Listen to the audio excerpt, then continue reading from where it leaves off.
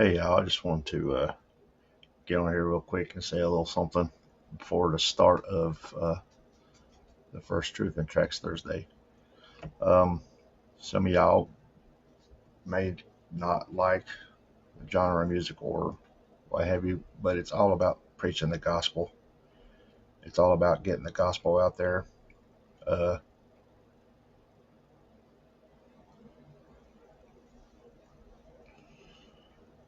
to me, it's all about just as long as the gospel's being preached. And I know some people may not agree with that, but Mark 16:15 says, "And he said unto them, Go ye into all the world and preach the gospel to every creature."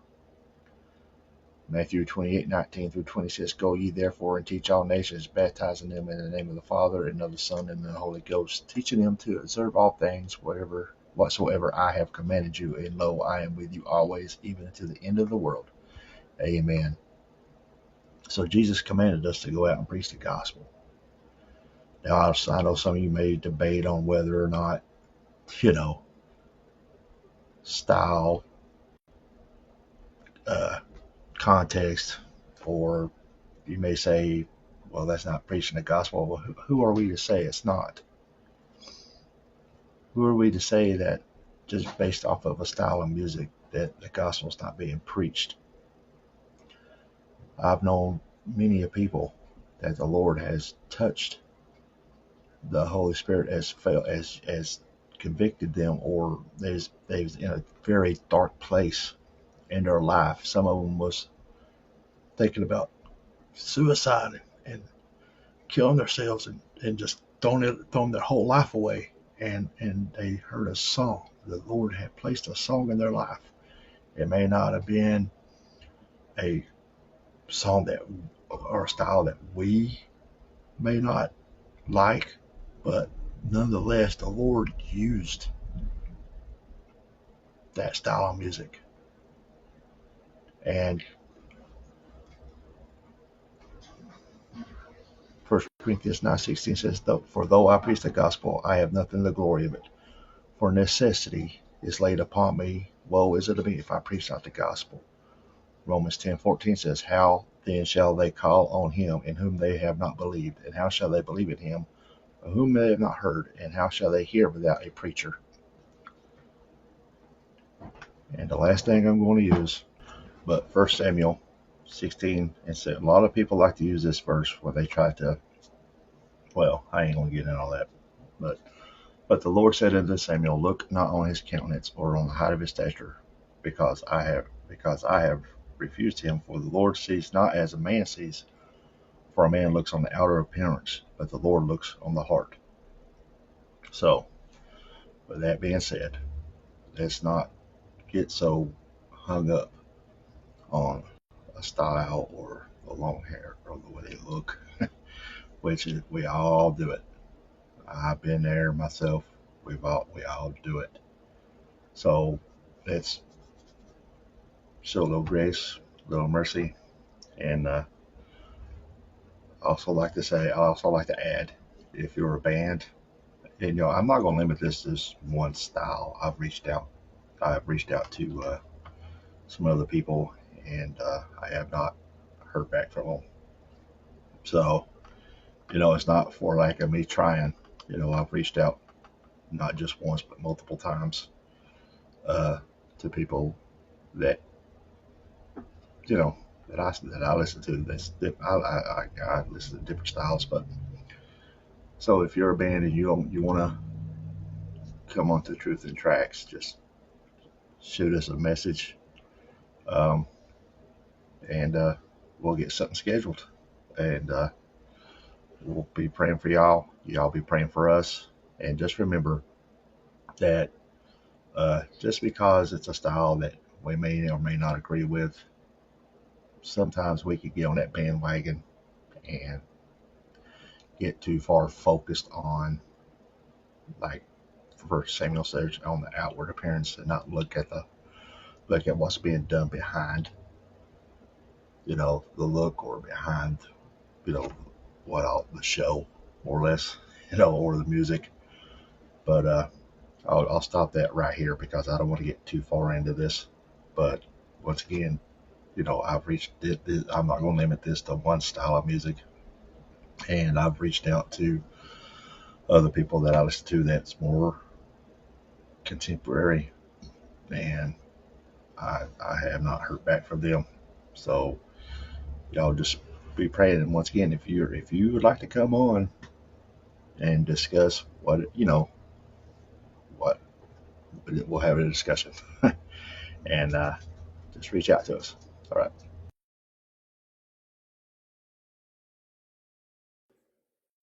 Hey, what's going on, everybody?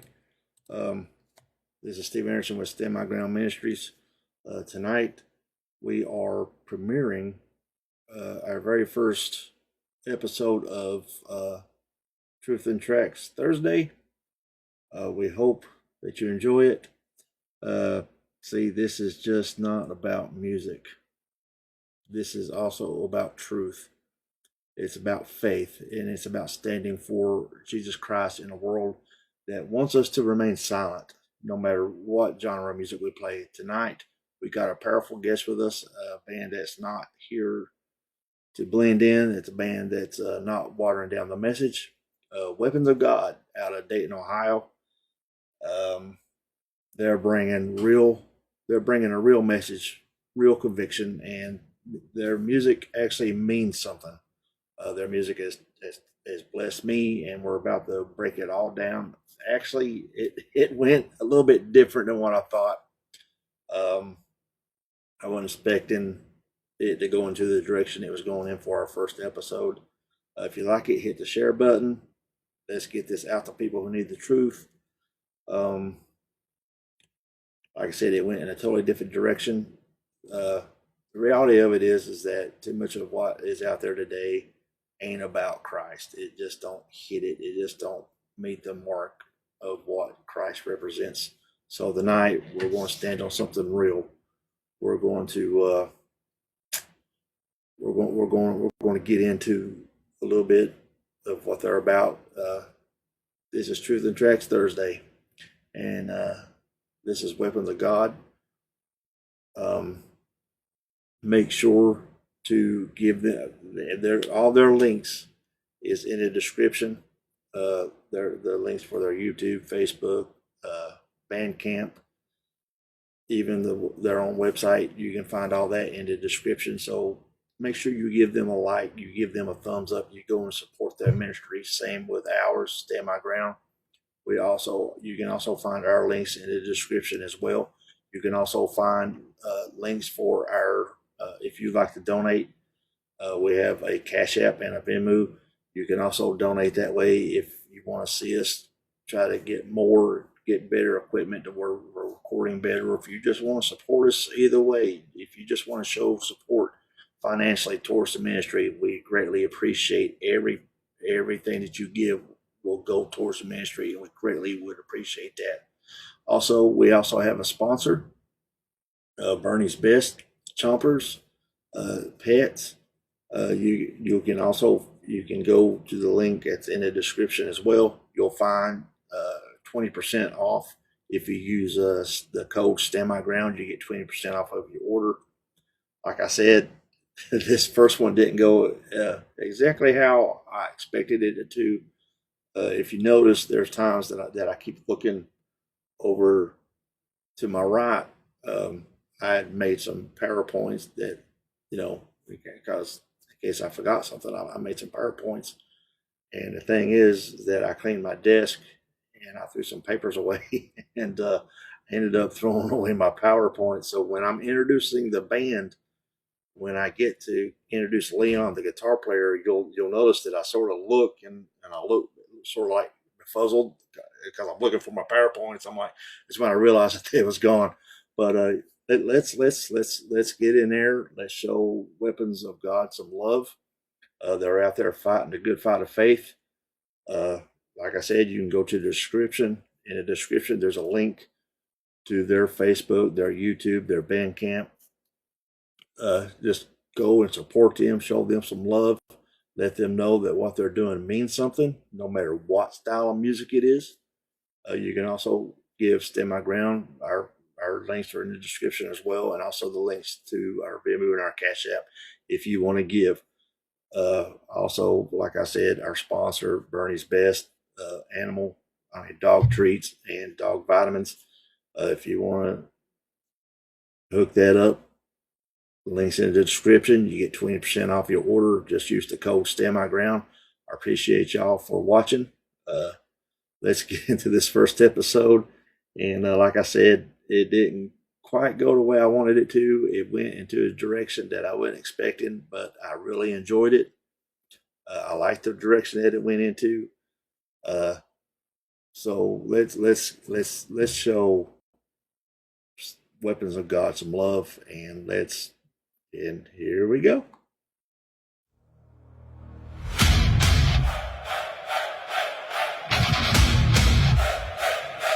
Tell me when I'm telling lies. Go ahead. Say it. Because truth don't bend. And it don't break.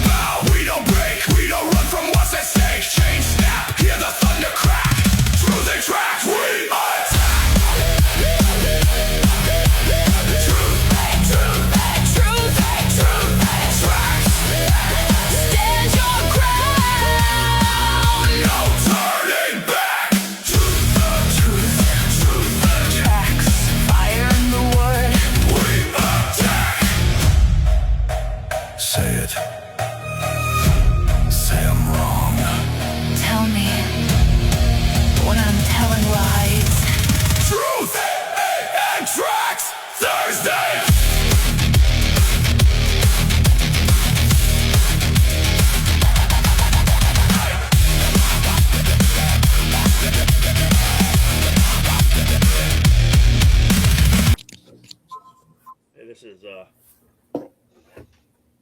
Dave Anderson with Stand My Ground Ministries, and we are doing our very first official Truth and Tracks Thursday.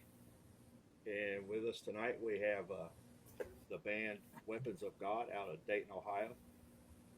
As some of you may or may not know, I lived in Ohio for a while myself, up in Defiance. So we'll meet the guys here now.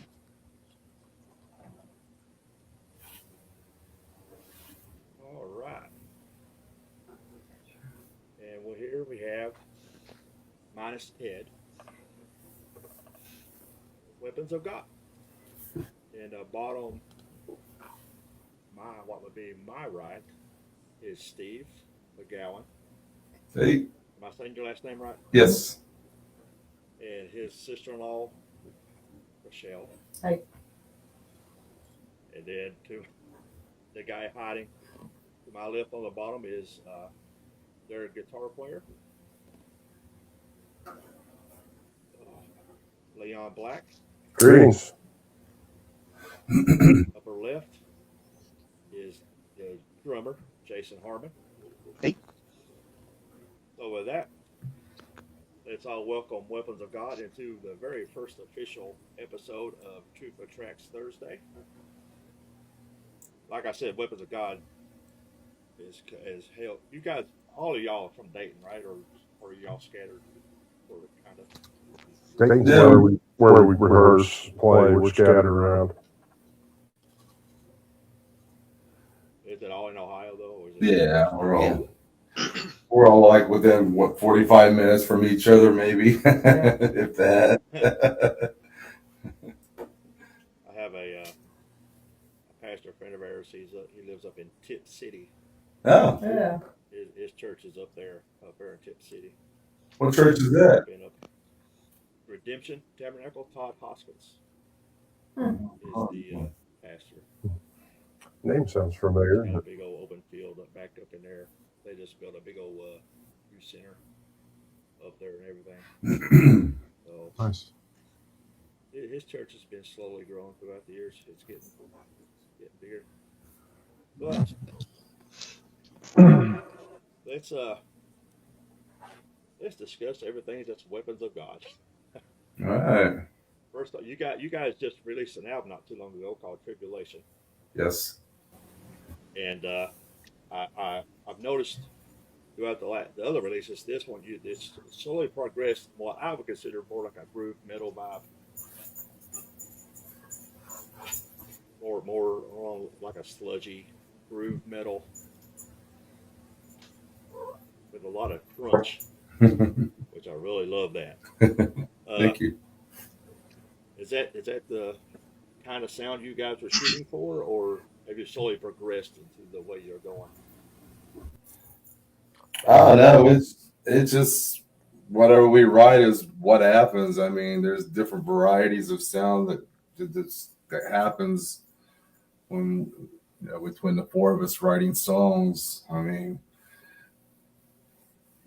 there's songs that have a similar sound to Maiden, to like the doom gloom music, and I don't know. It just depends on what's brought forward to the table.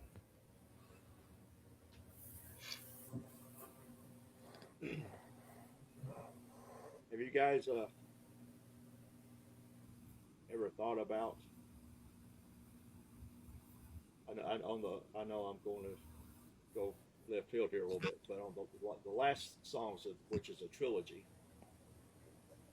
Mhm. have you ever thought about doing a whole album based off like a trilogy, like when the Arcasy has done one, or Believer back in the day I mean, like used to a, do all kinds of stuff like that?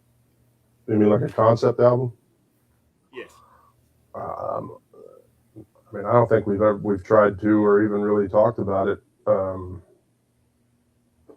At least not intentionally. But Right. I mean, there's sort of a concept in a sense, I guess, but that's more about song order, I think, than it is about an actual whole, um, like a whole concept that flows through the whole thing, other than the gospel. That's the concept. That's true. That is definitely true. Have you? Do you guys feel like you guys are on the forefront of keeping Christian hard rock metal alive, as far as your message goes and the boldness of your message? I mean, I don't think so. There's a ton of other bands out there doing pretty much the same kind of thing. Maybe not musically exactly the same, but spreading the same gospel. Right. So I don't know. I'm not sure what you mean by forefront. I've heard people talk about Christian metal, say Christian metal is dead or is um, it's dwindling or whatever. But I don't see that from my perspective. I'm introduced to new music on a regular basis that is good music and bold. So Right. yeah, I don't think that. I mean, it's nice to think that we're part of it, keeping it going and getting the message out there. But yeah, I don't think we're fighting any battles in the sense of this genre or whatever you want to call it, falling off the map. I don't think that's going to happen. Yeah, I agree with you. It's just that you hear different things throughout the last few years anyway about Christian metal losing its edge or losing its boldness, and I'm with you. I don't agree with that. Yeah, I don't either. I believe there's plenty of bands out there that are even up and coming that you know, art is not ashamed of spreading the gospel in their songs or in their message, Right on. and I believe you guys are totally part of that. And which leads me to your lyrics. I know I know you draw inspiration from the Bible or Scripture. I know I'm being correct in stating that, but what exactly goes into your writing process? I think we might all have to speak about that individually. So I think we all Okay, kind of approach it in different ways. Um, I tend to, whenever I write, just speaking for myself, I tend to look at things from a Christian worldview, regardless of what the actual topic is.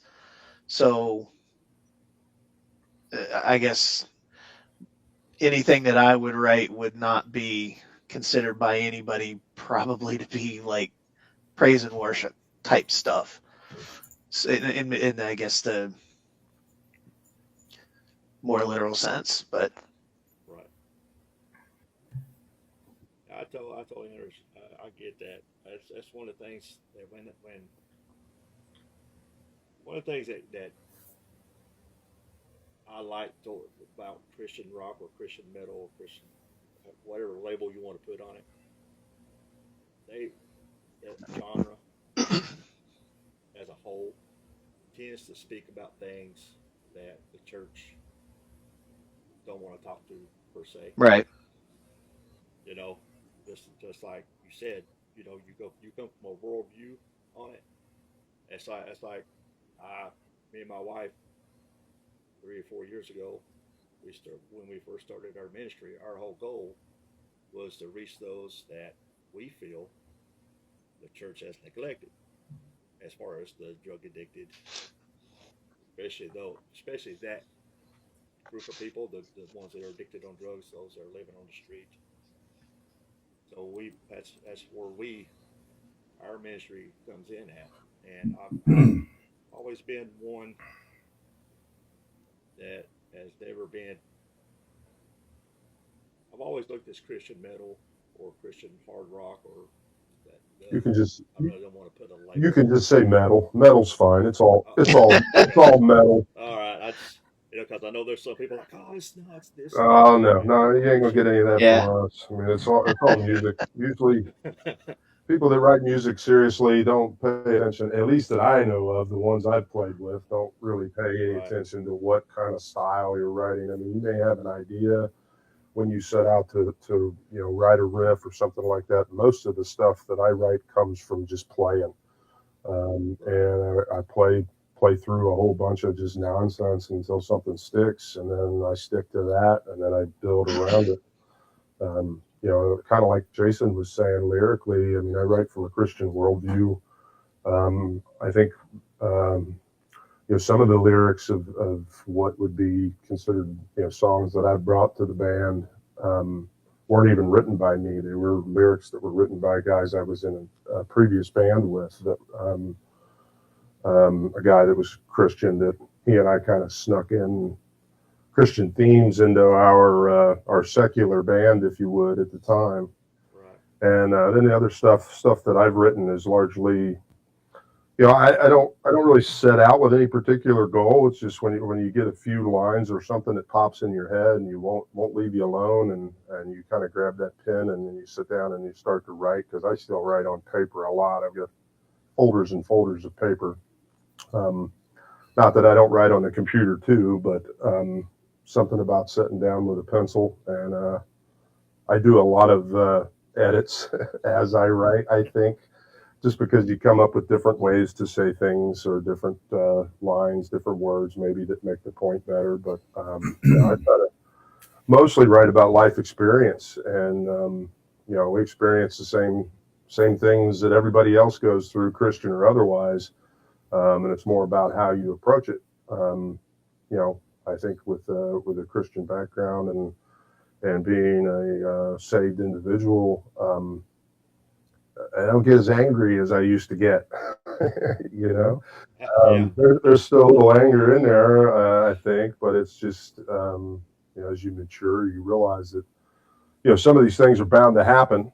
We know that it's going to get worse, more than likely before it gets better, and you just write that from that approach of to me something that's got a positive outlook, because my outlook is positive, even if it's a bad Right. situation that you're writing about. The ultimate takeaway is going to be something positive, and that's kind of how I try to live my life. So, Yeah, and it's kind of like what you said earlier. Sorry, I had some service issues here, but um, the stuff that the church doesn't want to talk about or address are generally things that people want to hear or even need to hear, and Right. vice versa. They don't necessarily want to be, um, preached at. I mean, Yeah. if they do, they can go to church or, whatever. But um, yeah, Yeah. I would have to agree with that because I myself there once I can say you start off with good intentions and then you get influenced by other people and they try to steer you into a different direction. yep, And I I I was telling some people about this a couple of weeks ago that you know sometimes you just got to look at yourself and take a long hard look in the mirror and say, God, this is not where you wanted me to start out at. This is not the direction you wanted me to go in. And I had to really take a really long hard look and say, you know what, I got to get back to what the Lord was leading me to do. Have any of you guys ever felt that way? well, I Absolutely. sure. mean, That's I think that feeling is what I'm doing currently is a direct result of that feeling. So I played in a few secular bands here and there, and I even played bass in a cover band for a while with a close friend, and um, I've always kind of wanted to be in a band doing original music, and sharing the gospel.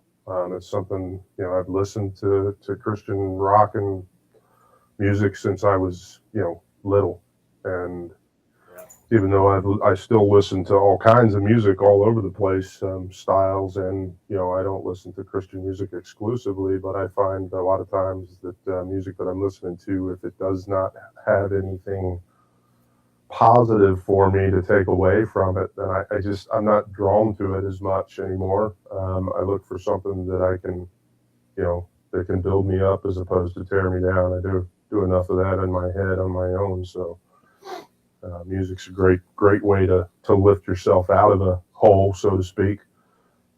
So the last thing I want to do is for that to become a tool in my life that's going to push me down or make me depressed or upset me. There's nothing wrong with a good sad song and all that kind of thing, but ultimately the takeaway, for me needs to be something that's positive and reinforcing to a positive, approach to life. Or it just gets tiring. Yeah, I get tired of hearing some bands that want to whine and complain and pitiful me and I'm so sad and everything's so bad, and used to always tell me that life. I even had a song about that I wrote at one point in time called Attitude, and it's about your attitude, and if life sucks, then it's probably because you suck. So you need, Right. you need to change your attitude. Just to dance around the issue a little bit there. Yeah, like you said about, I mean, you guys talking about the church not wanting to confront things. I don't know what churches, I mean, I guess I do the public commercialized church, I guess, but churches that I've been to and attended, I don't think I've ever Yeah. been someplace that I felt like I couldn't talk about anything that I wanted to talk about. I mean, there's always been at least an individual, if not multiple individuals, that have been in churches with that you can say anything that you feel needs to be said. Um, Right. Doesn't mean that there's not somebody there that don't want to hear it, because a lot of times the things that you're led to say are for someone specifically, and a lot of times that specific individual doesn't want to hear it. So doesn't mean it can't be said anyways. You gotta have a little compassion and try to gently correct people, I think. But you don't always know who that is. You may say something that you just think is offhand and doesn't mean a thing, and it may have tremendous impact on someone else, and you don't even know that it's happened. So I can really concur with that, because sometimes I'll go preach somewhere and I think I just totally flopped, and next thing you know, a day or two later, I'll get a message or something, and somebody will be like, "I loved your sermon. It was meant for me," and I'm just like, "Wow," you know. It just amazes me how the Lord yep, God knows what He's doing. can work. And you think you're doing the worst job ever, but the Lord is using it to His glory. Right on. You know, and like I said when Stephen first came on, I used to live in Ohio, up in Defiance, and the what's the word I'm trying to find here? The acceptance of like Christian heavy metal, Christian rock, that genre is more accepting up there than down here in the South, in Virginia, Southwest Virginia, where I'm at. It's still a little bit touchy subject with some of the churches down here. Do you guys run into any of that? Yes. Anywhere to where it's like, we don't care if you're singing about the Lord or not, just because of the sound, it's still the devil. There's been many times I've talked to different churches and places here in Ohio, and they won't have it. They can't get past the sound of the music to listen to the lyrics. And it's like they don't understand what you were saying earlier about, how it reaches people, and the people that are being rejected by the normal church, this music reaches them. And we've seen it a lot of times. It's almost like, I guess some out there that have growling and screaming that's going on. I mean, that's not my cup of tea, but if somebody out there is getting the message and they got it and that's their thing, hey, glory to them. They got it, and it's just a shame that I wish the churches could see that, and some of them do. I mean, you got to think when Stryper first came out on the scene back in the 80s, I mean, parents were losing their mind over Stryper, thinking they were a gimmick. They were acting like all the other 80s hair metal bands at the time. They thought they were fake. They wasn't true to the word. And I know a lot of friends of mine in high school during the time, they got saved and baptized because of Stryper and their music. Yeah. So yeah, my parents would fall into that category where they just are not fans of anything close to what we do. But to my mom's credit, she actually did sneak into a show about a year and a half ago, and she said it was really good. But to the folks that think that music that's edifying or music that is glorifying to God has to be a certain way, I always pointed back to the Bible and was like, well, is a harp okay? Is a flute okay? Is all these other instruments okay? Well, all those instruments were used by Nebuchadnezzar for very terrible purposes, for the folks to bow down and worship the golden image. So, the music portion of it, it can create certain moods or whatever, but really it's a tool, and it depends upon how you use it. right. Yeah. Well, I never really was a Stryper fan per se. I like Soldiers of This interview's over. I'll see you all later. I'm a Raiders fan, and now I don't like Raiders fan. He's a Raiders fan. He hates Stryper. It's like, man. Oh man! Don't say anything bad about Randy Rhodes back here on the wall. No, he was a good guitar player. you find do you what's here? How can I word this question? While you're thinking of it, I would just add to what Jason was saying. You know, my mother and father in particular. My dad is no longer with us, God rest his soul, but he was basically bluegrass and gospel. And if it wasn't bluegrass or gospel, it wasn't music. And he didn't want to hear it, had no interest in it, no matter what they were singing about. So, and that was the truth with, you know, Stryper, early Bloodgood records and things that I had that I came home with. That you know, it wasn't so much that he was opposed to it outright. It was more of it was not his thing. And like I sat with my mom when we released the second album, and I took her a copy of the CD and basically sat in a room with her while she listened to the entire CD and went through all the lyrics, you know, with it, and sat there bobbing her head along with it. She said she thought it was good, and then she promptly gave it away to my brother-in-law because she knows she's not going to listen to that, you know. And then I've played, you know, a couple of the newer songs off of the new album, and her only question or comment that she made to me was, do you guys ever play any normal music? So I'm not sure what she means by that, probably, but being with her background and her age and everything else, she's probably referring back to Dad's lingo of, you know, it's got to be bluegrass or gospel or it's not music. I know for me, I lived out in California in my teenage years, and a friend of mine's mom, she was big into church and Christian, and I didn't want nothing to do with it. She gave me a Petra tape to listen to, and I took it and I listened to it, but it didn't really amount to nothing. And then once my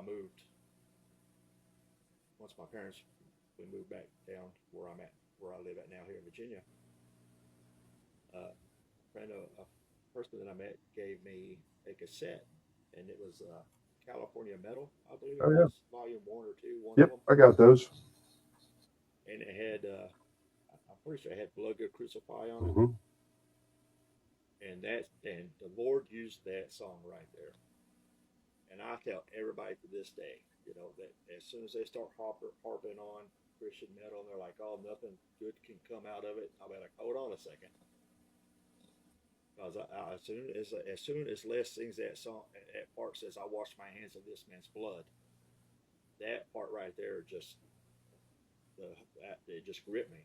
The Holy Spirit just got a hold of me and done something right then and there, and it just progressed from there. And from there is where I tell anybody, and everybody's like, listen, don't knock something just because it's not the style that you like. Right.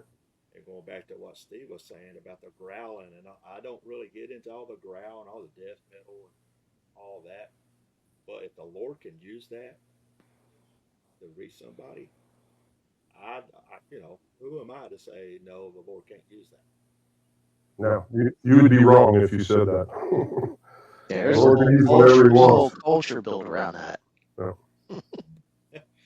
Yeah, because going back to when I was 18, 19 years old, my friend gave me that cassette that had Crucify on it. It was the same thing back then. Well, the Lord can't use that, but He did.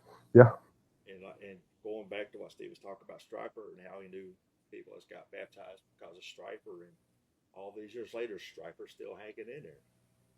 You know, and Michael Sweet just now came out with a solo album, and they're still doing it, still hanging in there, and still spreading the gospel. Yeah. Go read sometime what Michael Sweet's got to say about the album Against the Law. So that was my feeling with that album when it came out. I felt like, wow, they've become just like everyone else. They've lost everything that I liked about them. They're not singing about the same stuff. The music is dumbed down. I literally returned that cassette to the music store I bought it from, and I've never bought it again. Now, I've listened to bits and pieces of it over the years, and I still kind of have the same opinion, but they took their eyes off of what they were being led to do and thought, hey, we can do better if we do this on our own. And that's their worst selling album. And it did not do well. And I think they were shown that, when God says you're going to do it this way, this is the way you're going to do it, or it's not going to go as you think it's going to go. Right. Well, I know when they came out with that album, I heard that's all I heard, especially from someone in the church. Like, see, we told you. Even though I didn't, even though Steve, I wasn't a big Striper fan. There, it was out there. See, it's all, they're just chasing the world, blah blah blah. And I'm just like, oh man, it's just like, well, now we got to dig in there even more, and hopefully, I was glad to see that they, Realigned. they There you realized, go. yes, Yeah, me too. see, I think it wasn't Reborn. I think it was Fallen Oh, Fallen's a great. that I actually bought. Fallen. Yeah, that's a great CD. I thought to me, Fallen was, man. I loved Fallen. I love that. I love that one. Now going back to talk about you guys. You guys are heading out on the road soon, right? Yeah, we're getting ready to play in Rosedale, Indiana, May 15th. 18th, I think, isn't it? Is it the 15th? May 15th, be right. 16th. I don't have my calendar in front of me. 15th. May 15th, Juggerland, Okay. Juggerland Christian Rock Festival in Rosedale, Indiana. Not too far from Terre Haute, Indiana. So it's a 2-day festival. It's happening out there. There's going to be quite a lot of great bands out there. True Revival, Dojo Saints, Dusty Bones, Chip Seal, Samson's Riddle, End of I, who we've done a show with End of I. They're part of the Resurrection Records roster. Ratios. Were they there in Kentucky too? I didn't think End of I was. Yeah. Were they? That was I against no one, wasn't it? Oh, I got you. No, you're right. They weren't down there. You're correct. I against no one. Yeah, they're going to be there Sunday actually. So yeah, be a good We've time. got someone's working on some things for us in August, and then September. In September, we got Worshipalooza. That's in Bellefontaine, Ohio. That's like a 3-day weekend happening September 4th through the 7th. So it's a biker event. So, Oh wow! I got to meet Lynn Casier at a biker event. Met who? Lynn Casier, Hmm. Resurrection Band.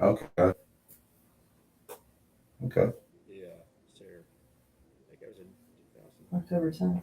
October 10th, we're going to be playing in Willard, Wisconsin at another bike weekend up there. Wow. And then we also have a promoter that's working on getting us something in November here in Ohio.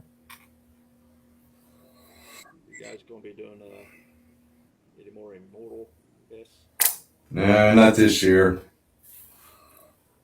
Nope, but if they invite us back, we'll go. Yeah.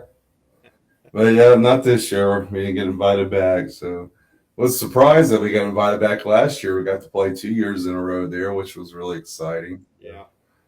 Yeah, it was a good time. Yeah, cool venue too. People should go out there and check that out. It's a really cool venue. They deserve to have a better draw, I think. For what he's doing there. I would love to see him, bring in a couple thousand people. Yeah. Fill that place up, no matter who's playing. Yeah, that's one of the things that I heard, that it wasn't very. I thought with all the bands that's going to be playing that it was going to be, but then I heard that it wouldn't. It didn't draw as much as they was hoping. But that's just what I heard. Yep. Well, They also introduced some virtual options this year as well. Right, streaming. Yeah, so folks that might have made a weekend road trip of it, might have made sense for them to stay put. but and stream it. Yeah, still a good crowd. And I mean, honestly, the staff and the crew there are outstanding. yeah, top notch. Good people. I think they'll do better this year because they're just doing the one weekend.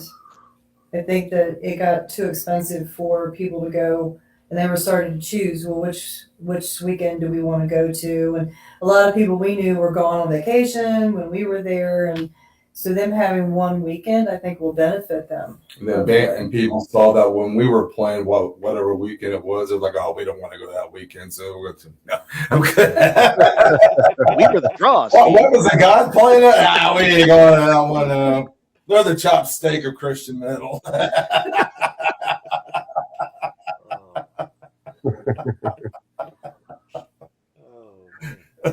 Pass the ketchup.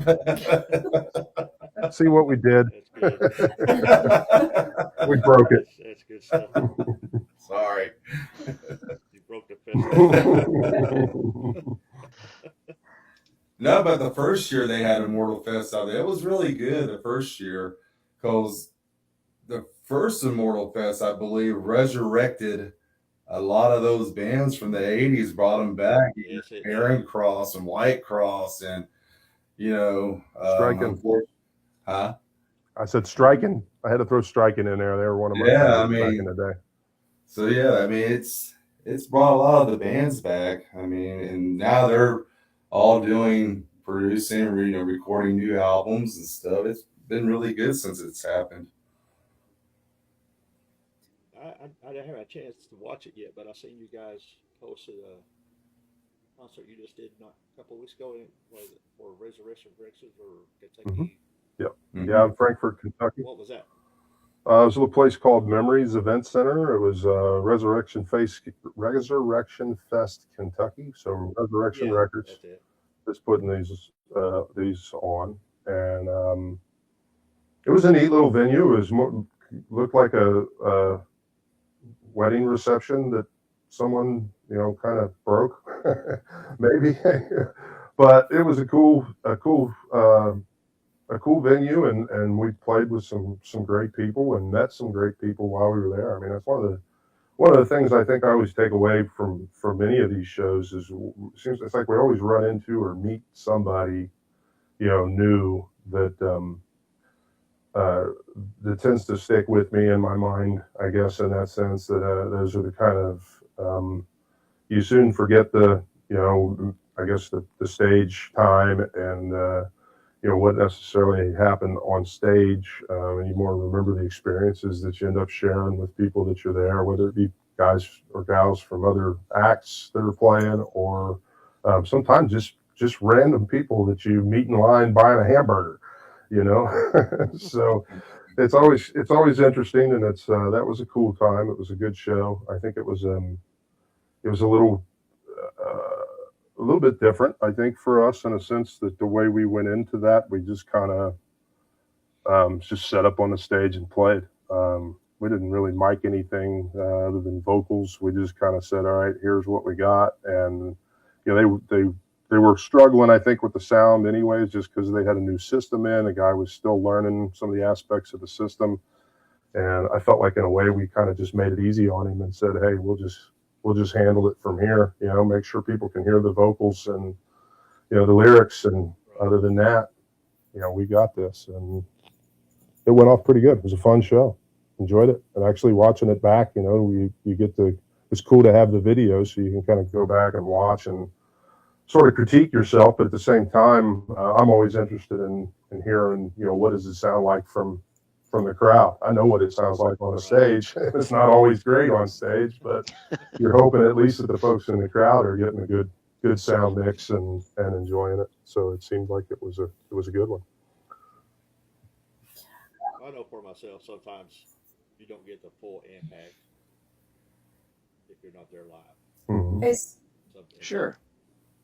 I didn't know. Do you know who brought back the bands as far as starting Immortal Fest?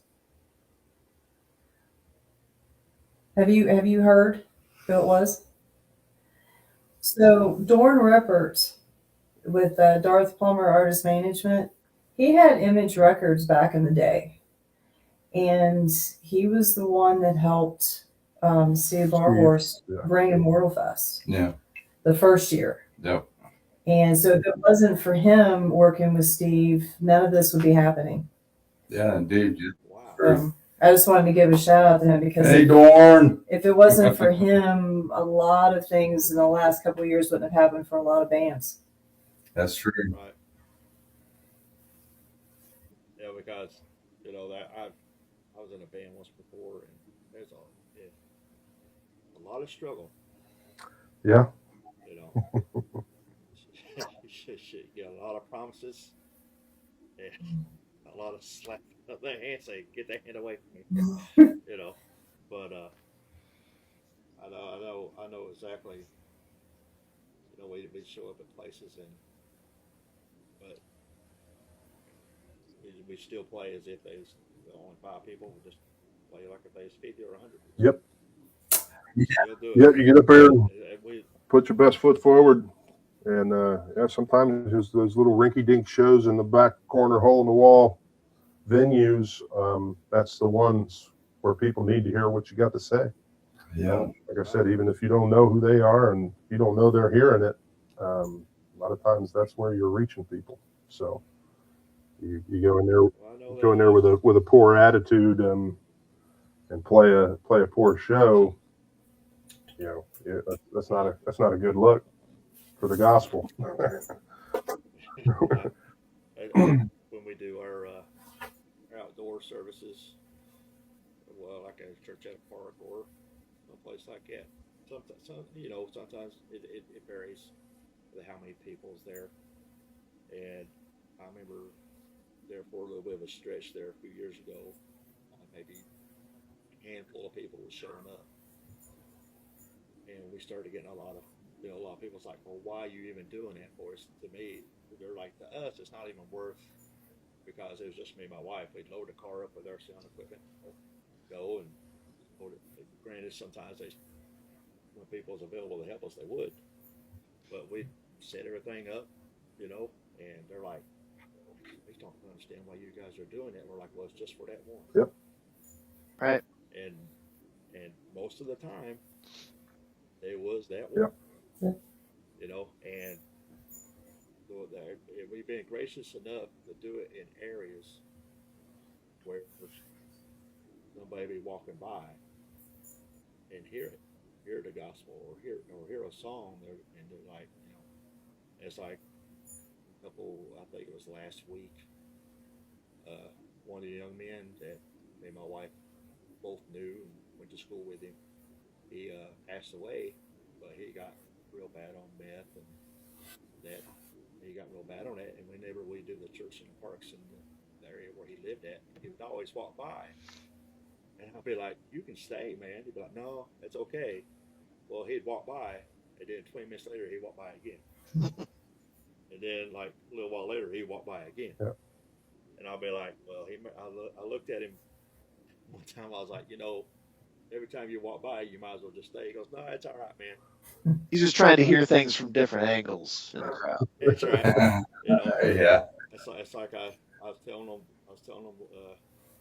the other night, a couple of days after we found out he passed away. It's like he started helping out at a local drug outreach place in the town that he lives in, and somebody made mention like, "Did you guys used to preach in the park near where he lived at?" And I was like, "Well, yeah, as a matter of fact, we did." I was like, "Who's to say that the Lord didn't plant a seed in that?" Right.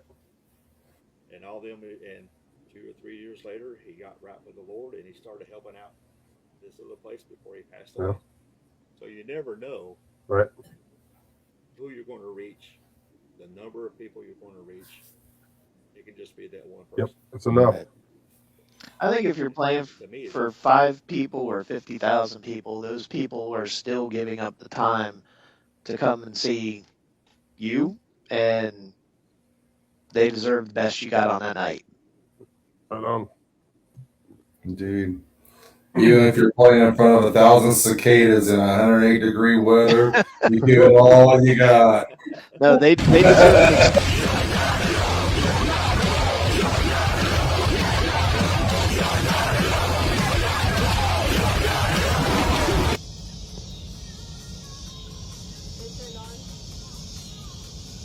No, they deserve an exterminator, Steve. Yeah, we had a show like that a few years back, and hardly anybody showed up at this Indiana or Indian bike shop in Kentucky, and hardly anybody showed up. But as soon as we started playing, the cicadas showed up that day. We have our number one biggest fan out of that show, and he is now our Sergeant Thrash. But he came from that show. Yeah, that's true. Oh wow. Yeah, he started following us ever since then. Yeah, pretty cool. You never know. Yep. You never know what the impact's going to be. You never know. Do you guys find that?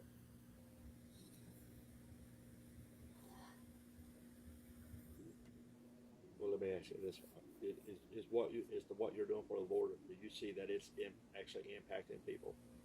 Oh, and helping them? absolutely, it has. Yeah.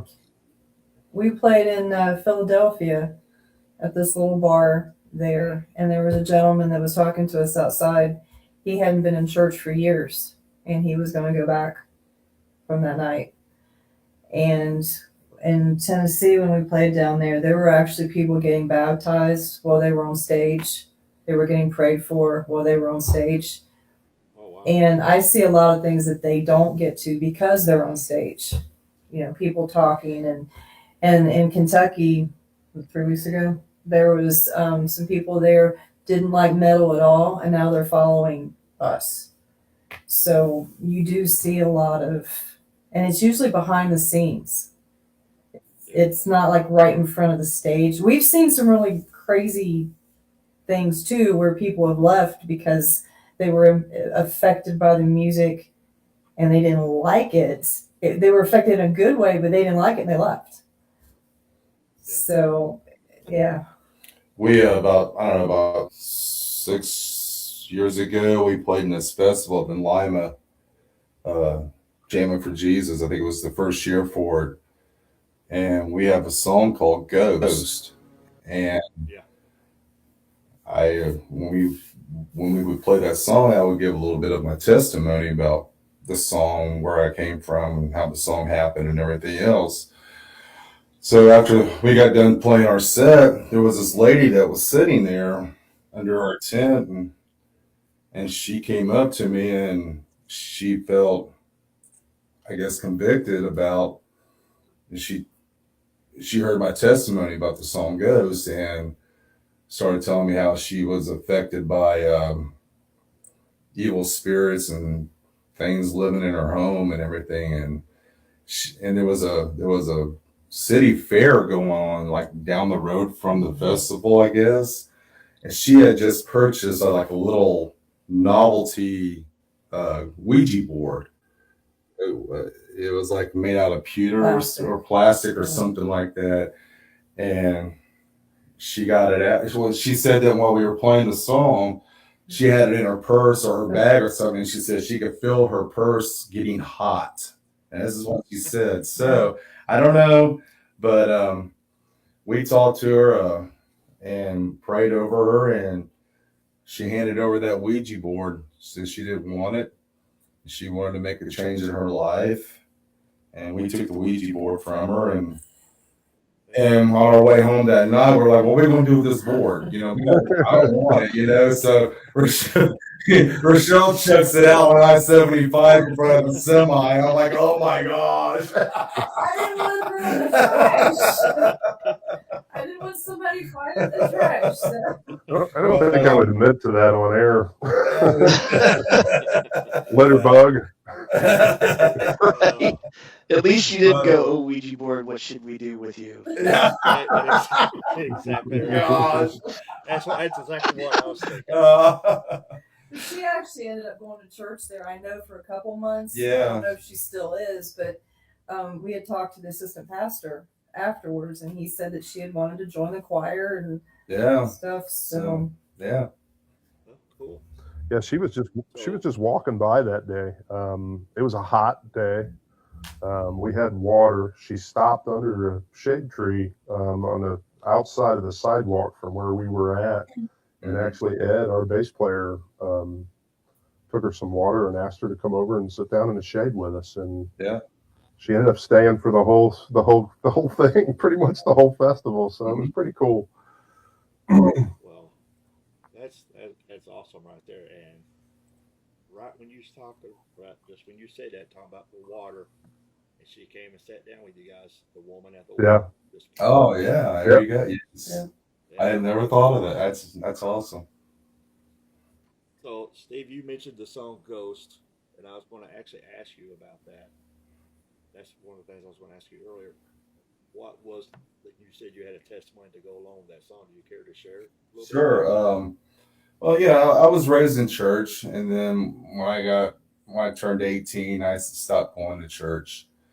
So, and marriage life along the way, and living kind of chaotic, and but never losing my faith in God. I just stopped going to church completely. But I got involved with witchcraft, playing around witchcraft, Ouija boards, um, listening to the wrong type of music too, along with that. And but the main thing that became my big interest was the ghost hunting. I got so intrigued with that, and I got so involved that I could tell you stories all day long, things I've experienced with ghost hunting. And but yeah, going through all that, I never had a desire to worship the devil. That was not my intent. I just wanted to know. I was aware of what God could do, His capabilities. I wanted to know what was on the other side, and how easily it is to get sucked into that, and I did. But like I said, never had an intention of worshiping the devil. But 3 marriages later, through all that, my third wife, she got me back in the church.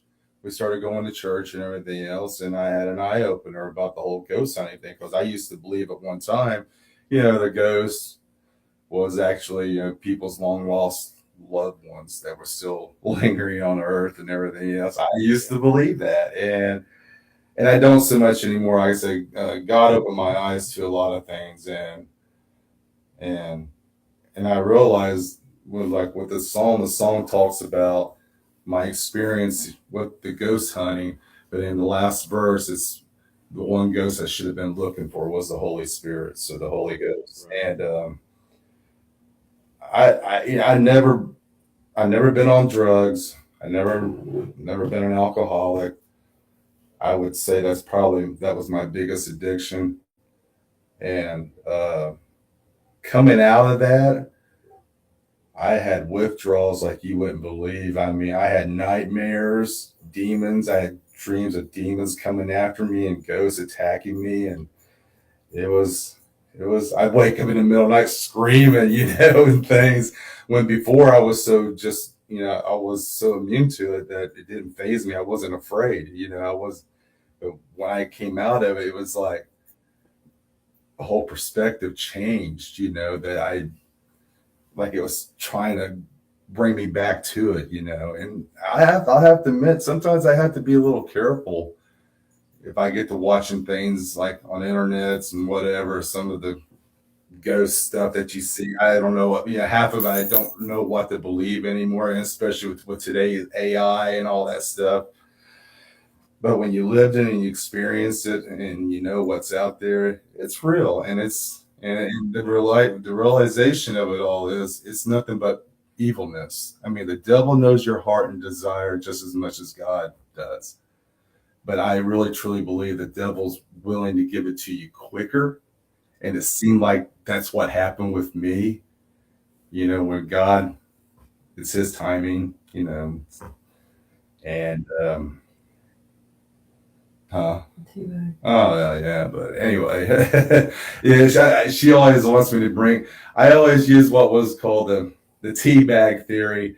I always believed that where I'd not lost my faith in God going through all this, I felt like he had a hold of me like a tea bag. He's like, I'm going to give you a little bit of this. You know, here's a little bit of this experience I want you to have. And this is just my assumption of everything. But not losing my faith in God, I really felt like he was there, even though I wasn't living right for God.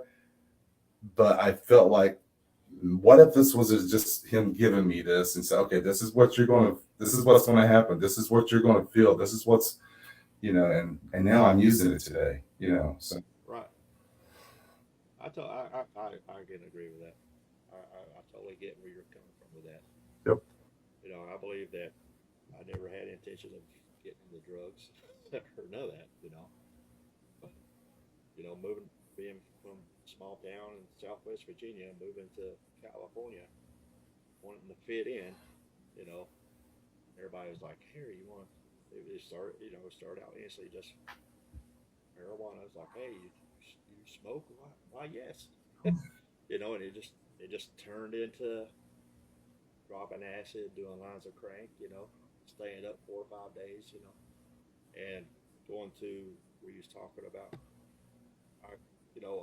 I do when I was down in California. I knew some guys that was into Satanism. They were the devil. They would go and sacrifice the animals or whatever. They'd always invite me to it, and I'd be like, no, I know there's a God and I know there's a devil. I know that God's good and the devil's bad. But in the back of my mind, I'll be like, I wonder what this is really about. So I started studying books on the occult, all this, and I believe there at one time that opened up a door that I didn't. Oh yeah. And I remember I was reading a book that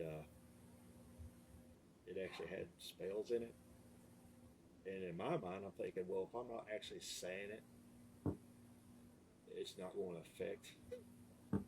It's not going to have an effect on me, but there's some weird things that started happening after that.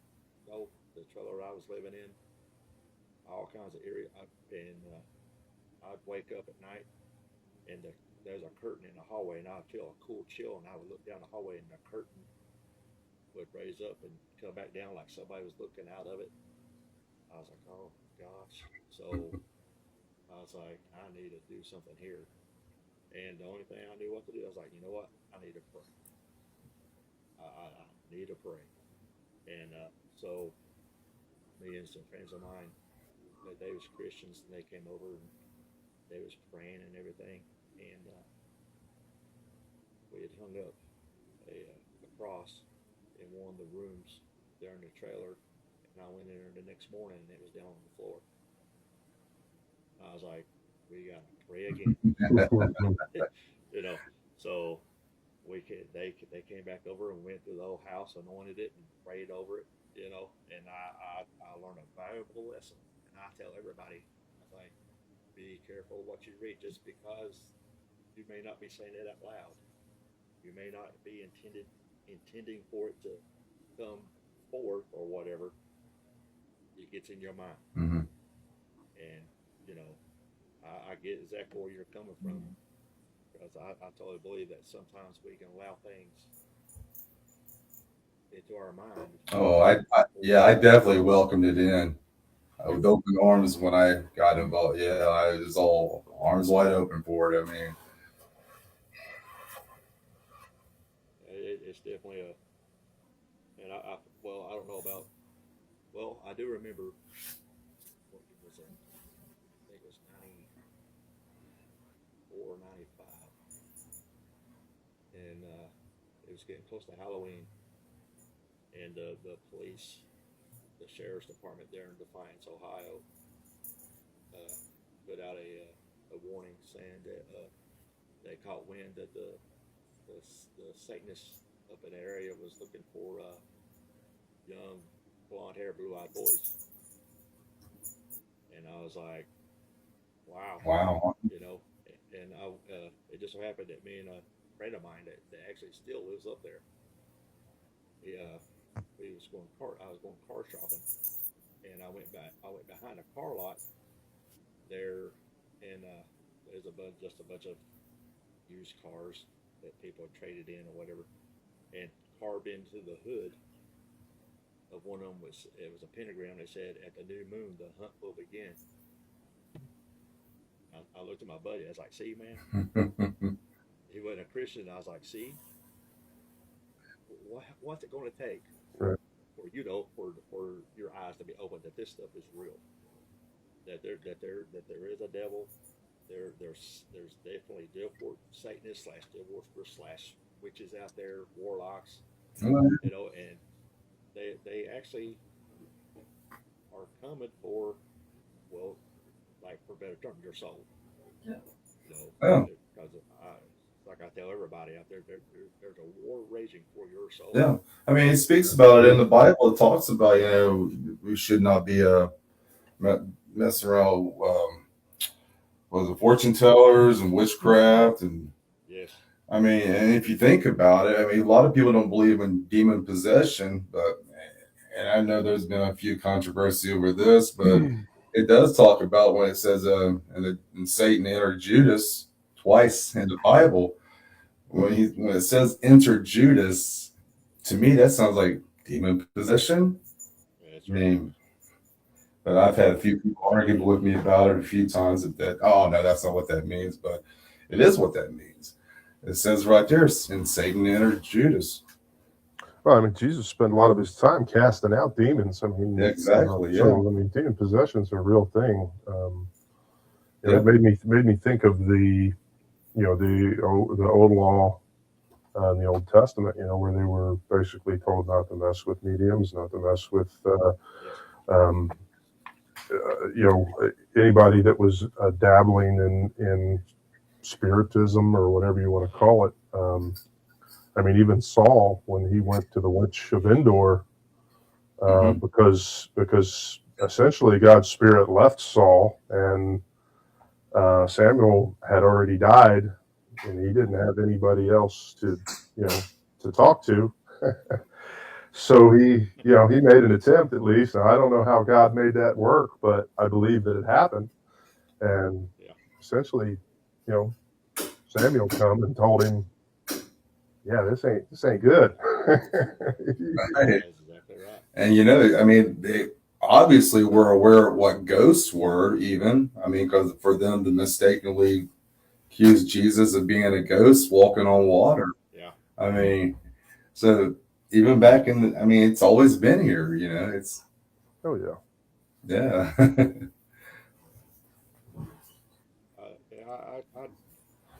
I agree with you on that demon possession thing. A lot of people don't. You start talking about it, and they're like, "Oh, that can't be." And I was like, "Well, no, not necessarily." It makes people uncomfortable. Yeah. A lot of, some people that don't want to admit that kind of thing can happen because whether they admit that they're scared or not, they're a little scared about where they stand. And a lot of time that's conviction. Yeah. That's the Lord dealing with them, saying, you might want to consider where you're at. And I don't mean where you're standing physically either. I mean where you're at spiritually. So Yeah. Yeah. I know. I've encountered it a couple of times, well, more than a couple, but we've been fortunate enough to get rid of it. Like I said, I could tell you a bunch of stories. Sometimes I wish I documented a lot of those that's happened, but I didn't. But it was quite a trip, I tell you. Yeah, it's like people ask me. Well, we had somebody ask us, me and the wife, one time. Said, "Well, how do you do it?"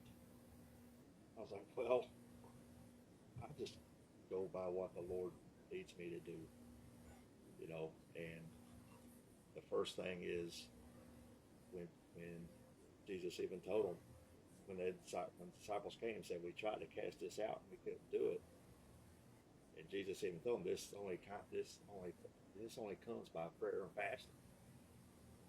And I totally believe that before you go and even attempt, you gotta prepare. My point of view is you gotta be prayed Yeah. up Mm-hmm. and be on point. And good example of it is the seven sons of Sceva in Acts when they went to go cast the demon out, and they's like, Jesus, we know, Paul, we know, but who are Right. you? You know, so my whole question is does Jesus know? Are you born? Are you fully blood bought, born again, prayed up, and if you go to do it, do they know who you are? Right. Do they know that you're blood bought? Yeah, if you're not encountering any resistance, then maybe you need to re-examine what you're doing and how you're going about it. Right. Because if you're working, if you're doing the Lord's work and working for the gospel, I think you are destined to meet resistance, and that's to put it mildly. So it can be a lot worse than that. I've seen a lot of people that they want to dismiss all of that kind of thing outright. You know, they don't believe in spirits. They don't believe in the spiritual world. They think that, you know, there's just this world. It's physical. There's no God. There's no, you know, There's no devil. you know, ignorance is no excuse. You know what I mean? So, yeah, you do have to be careful what you dabble in, and I get that. There's, you know, a conscious effort, I guess. I used to enjoy horror movies. I don't enjoy them anymore. You know, and I've had people that have recommended this movie or that movie and say, "Oh, it's a really good movie. You got to see it." I just don't really have any desire to put that kind of stuff in my mind. You know, Yeah. so Yeah. and my wife is real good about that. She will leave the room. Sometimes even without a show being on, it's just a commercial, and she will walk away just saying, "I don't need to subject myself to that. I don't want to be around that. I don't want that imagery in my mind." And, you know, I'm like, "You're smarter than I am for walking out of the room, because I'm just going to sit through it till it's over." So, but yeah, I don't make a used to, but don't make any effort to really watch stuff like that anymore. I find the subject fascinating. I mean, listening to Steve Yes. talk about some of his experiences and just some things, you know, that I've experienced or stories that I've heard over the years. You know, there's no doubt in my mind that it's real, and that it does have the ability to reach out for you, and whether or not you give in to that. That's kind of the deciding factor right there. Well, do you guys think that because of all the, I really hate sometimes using this example, but we are the metal music scene full of satanic imagery, occult imagery. Do you think that sometimes the church or some people within the church just that's where that's all they've seen, therefore they think all Christian rock or Christian metal that's it's automatically the devil. Yeah, yeah. I think some people Yeah. judge it right on sight without even hearing what it is or asking what it is. Um, I think some of that imagery is used for, I don't know. It's kind of like bait. It lures a certain crowd in, maybe, that might need to hear that message. So I'm not necessarily opposed, you know, to some of that usage. But there's also been some stuff that I've seen that are, you know, Christian album covers are supposed to be imagery from Christian bands that, you know, it just kind of makes me scratch my head and say, why? Yeah. Why do you want to associate yourself with that? Why do you want to be associated with that type of imagery? I mean, I can't knock it. I'm a huge fan of skulls. I love skulls. I like images of skulls. My dad used to ask me, why do you like skulls so much? And I said, it's one thing we all have in common. You know, everybody's got a skull. When you pull everything else back down to the bones, everybody's got a skull. So that's just the way I've always looked at it. Some But, people just have less inside.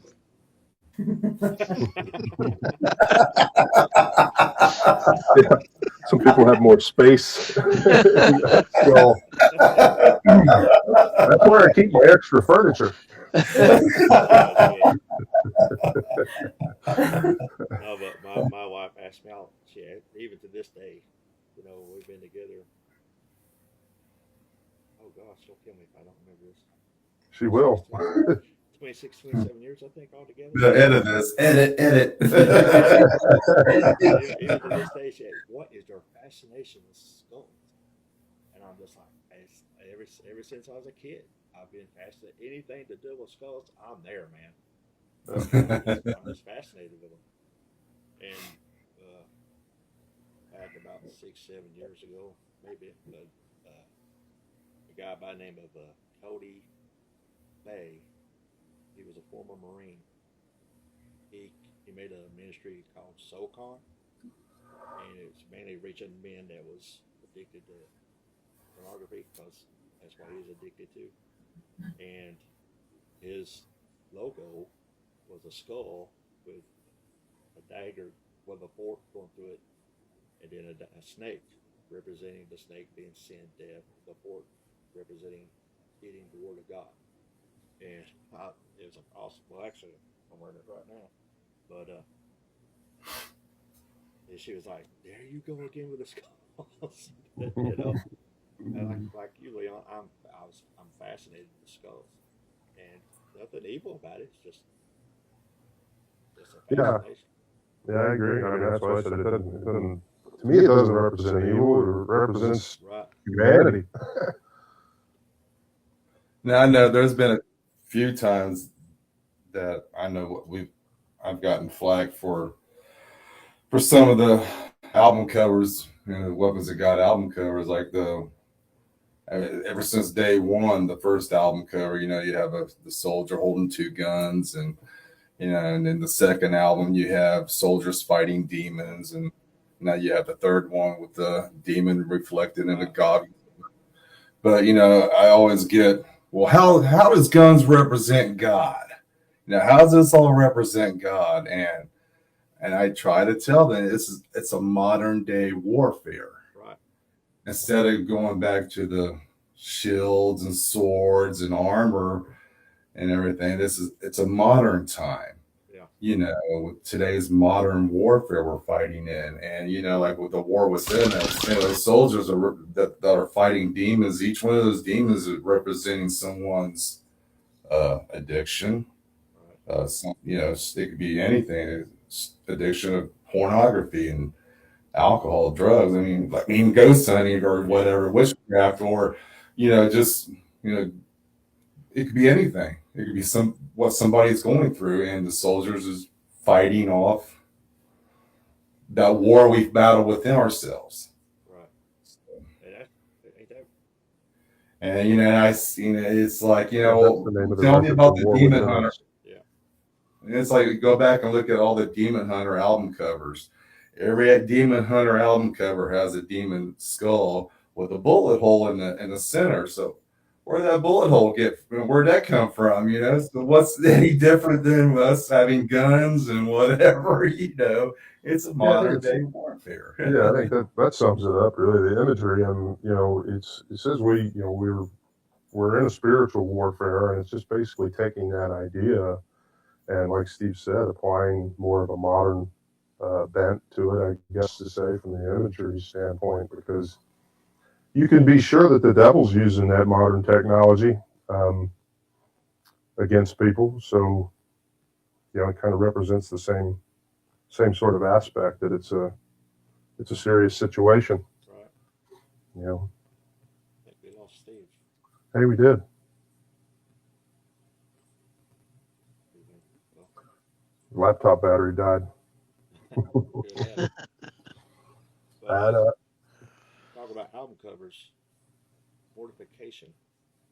Oh yeah. Steve Rowe was infamous for his album covers. Yeah. I can just about guarantee that he got a lot of flack for his album covers. Hey, not only did he get a lot of flack, but I bet you they reached a lot of people with those album covers too. I guess so. They grabbed some attention and had some people say, "Wait a minute, what are these guys all about?" And then I think it was Scrolls of the Megaloth. Yep. Was the first album that I saw of theirs. I was like, and the thing that drew me to it was the album cover. I was like, what is this all about? And one thing that I can say about Steve is that I don't know about a lot of the albums, but I know on that one, and I think it was I'm at a loss of his discography now, but I know for that one there's two others that I had of theirs that on the inside on the inner sleeve he'd give it the exclamation what the cover Explanation was for the about. album cover. Yeah, thank you. Right. What the Yeah. cover was about, and I thought, Right. well, at least he, sad that he had to do that, but I'm glad that he did it too. Saying that because somebody could have picked it up and not even lost person or somebody just checking it out saying, "What is this cover mean?" And also they read what the cover's about. It's like, wow, it just opens up a whole new perspective. Right. Yep. Yeah, or a conversation, or something else that gives somebody the opportunity, to witness. And I get that. I think that has to be used with a little bit of caution in a sense, because you're still supposed to still be out there representing God, and so you don't want to take that too far. I don't think, but at the same time, you know, I do a little artwork myself. I'm a big fan of artwork. Um, I think that the imagery can be used to complement what's there, and it can also be used as a marketing tool. Yeah. So Well, oh, where Steve touched on his testimony a little bit. Leon or Jason, you guys want to give a little bit of your testimony? Is this something that the Lord brought you from? Well, I mean, I was fortunate, I think, and I realized that the older again, I think that I was very fortunate to be brought up pretty much in a Christian home. My parents got saved when I was probably, I don't know, 4 or 5 years old. So I was always in and around church, and I believe and still come back to the scripture that says, if you raise a child up in the ways that are right, when they're old, they'll not turn from it. And I think that that in of itself has been sort of something that's stuck with me. But sort of similar to what Steve said, I don't think I ever stopped believing in God. I just kind of stopped participating and spent time participating in the world. Like I said, there was always an element. Like the guys I was in bands with and played music with, they all knew that I was a fan of Christian metal. That they would say, "Oh, you got to get Leon to let you hear this band," or get Leon to let you hear this band. Like they weren't capable of going and listening to it on their own, but they knew that if there was something interesting, like Believer, for example, I had people, friends that would come up and say, "Hey, do you have that, that Believer album? Sandy Obscure, I think was that one." And when we put that into the rotation, and I would share that music just like they were, sharing along with whatever Slayer or Exodus or DRI or whatever back in the day, and that would wind up in the mix. And then was in a band called One Word, where basically me and the singer for that band, the primary singer, because I did do some vocals in that band as well. We considered ourselves Christians, and again, we weren't exactly by the book Christians, so to speak, but we had that background and that belief, and we used to attend what they called, what was the name of the church? I can't remember home church. So there was this guy and his wife, and they basically had this organization called Home Church that they called Home Church. And basically what they did was, of people that they knew, they took church to those people's homes. So we would go to different people's houses and then sit around, in their living room or their family room or whatever, and he would give a sermon or whatever. We'd do Bible study, those kinds of things. And then, we go back out into the world doing our thing. But we made it a point to spend time, with things like that. And, even lyrically, some of the things that he wrote, some of the things I wrote, where we would kind of slip that Christian worldview idea into those songs, because we did hold on to that, even though we weren't, directly involved with it, I think, at the time, and probably far from it at sometimes. I think it definitely stuck with me, and I am forever grateful, to my parents for that upbringing. It's for whatever reason, it hit home with me, and I've just seen way too many blessings from God to think that things just happen for no reason at all. It's beyond my comprehension for somebody to think that we're all here because of some big giant chemical accident of some sort. It just doesn't. Takes a lot of faith to believe that kind of thing. More faith than I've got, I think. So it's not. I wouldn't exactly call that a testimony, so to speak, but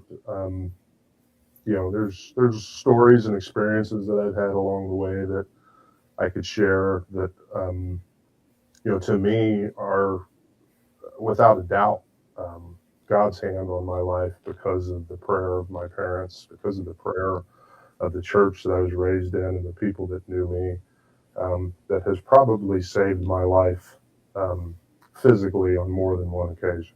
So, and I'm very thankful for it. So, I'm thankful for my great grandmother. I tell everybody when I was a kid, you go up to her, she reminds you of Granny off the Family Hillbillies. mhm. And you go up to her house and you walk in, and first thing she'd pray over you, feed you, give you a little bit of a Bible verse or study, and then if you go out and play, you come back in and she pray over you before you leave.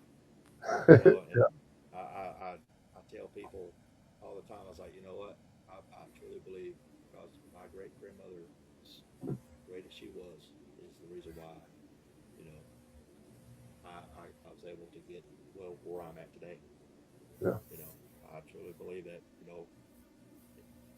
throughout my whole life, that people have been praying for me, even my friend's mom, all the way back out in California. I believe it, because of her prayers. The hand of God was on my life. yep, I can think back at times where there's times that I think in my mind I should have died. And I truly believe the word of God for God. It is for all those people prayed, and the hand of God was on that protection was on my life. yep, For the reason why I'm where I'm at right now. You know, yeah. you got anything, Jason? No, I like Leon. I don't have a dramatic testimony, um, because I grew up in a Christian household as well. Um, I would say that I definitely went through a rebellious phase. Um, so it's those times where I'm so grateful that you know God still exercised grace and mercy, that I'm still here today, because there were some really stupid things that I've done over the years. Um, but yeah, I think my main focus has been on my kids, and making sure that they don't repeat some of the same mistakes that I did, and stepped on the same landmines. So It's tough, ain't it? it is. Yeah, It is. I mean, you want so much more for them than what you had, and um, you just pray that you're able to be that that solid spiritual person and example that models that kind of behavior that really just directs them and other people to Jesus. yep. So my kids may not believe the same things I believe, but there is no doubt that they know what their dad believes. Right. So it's not because they haven't been taught.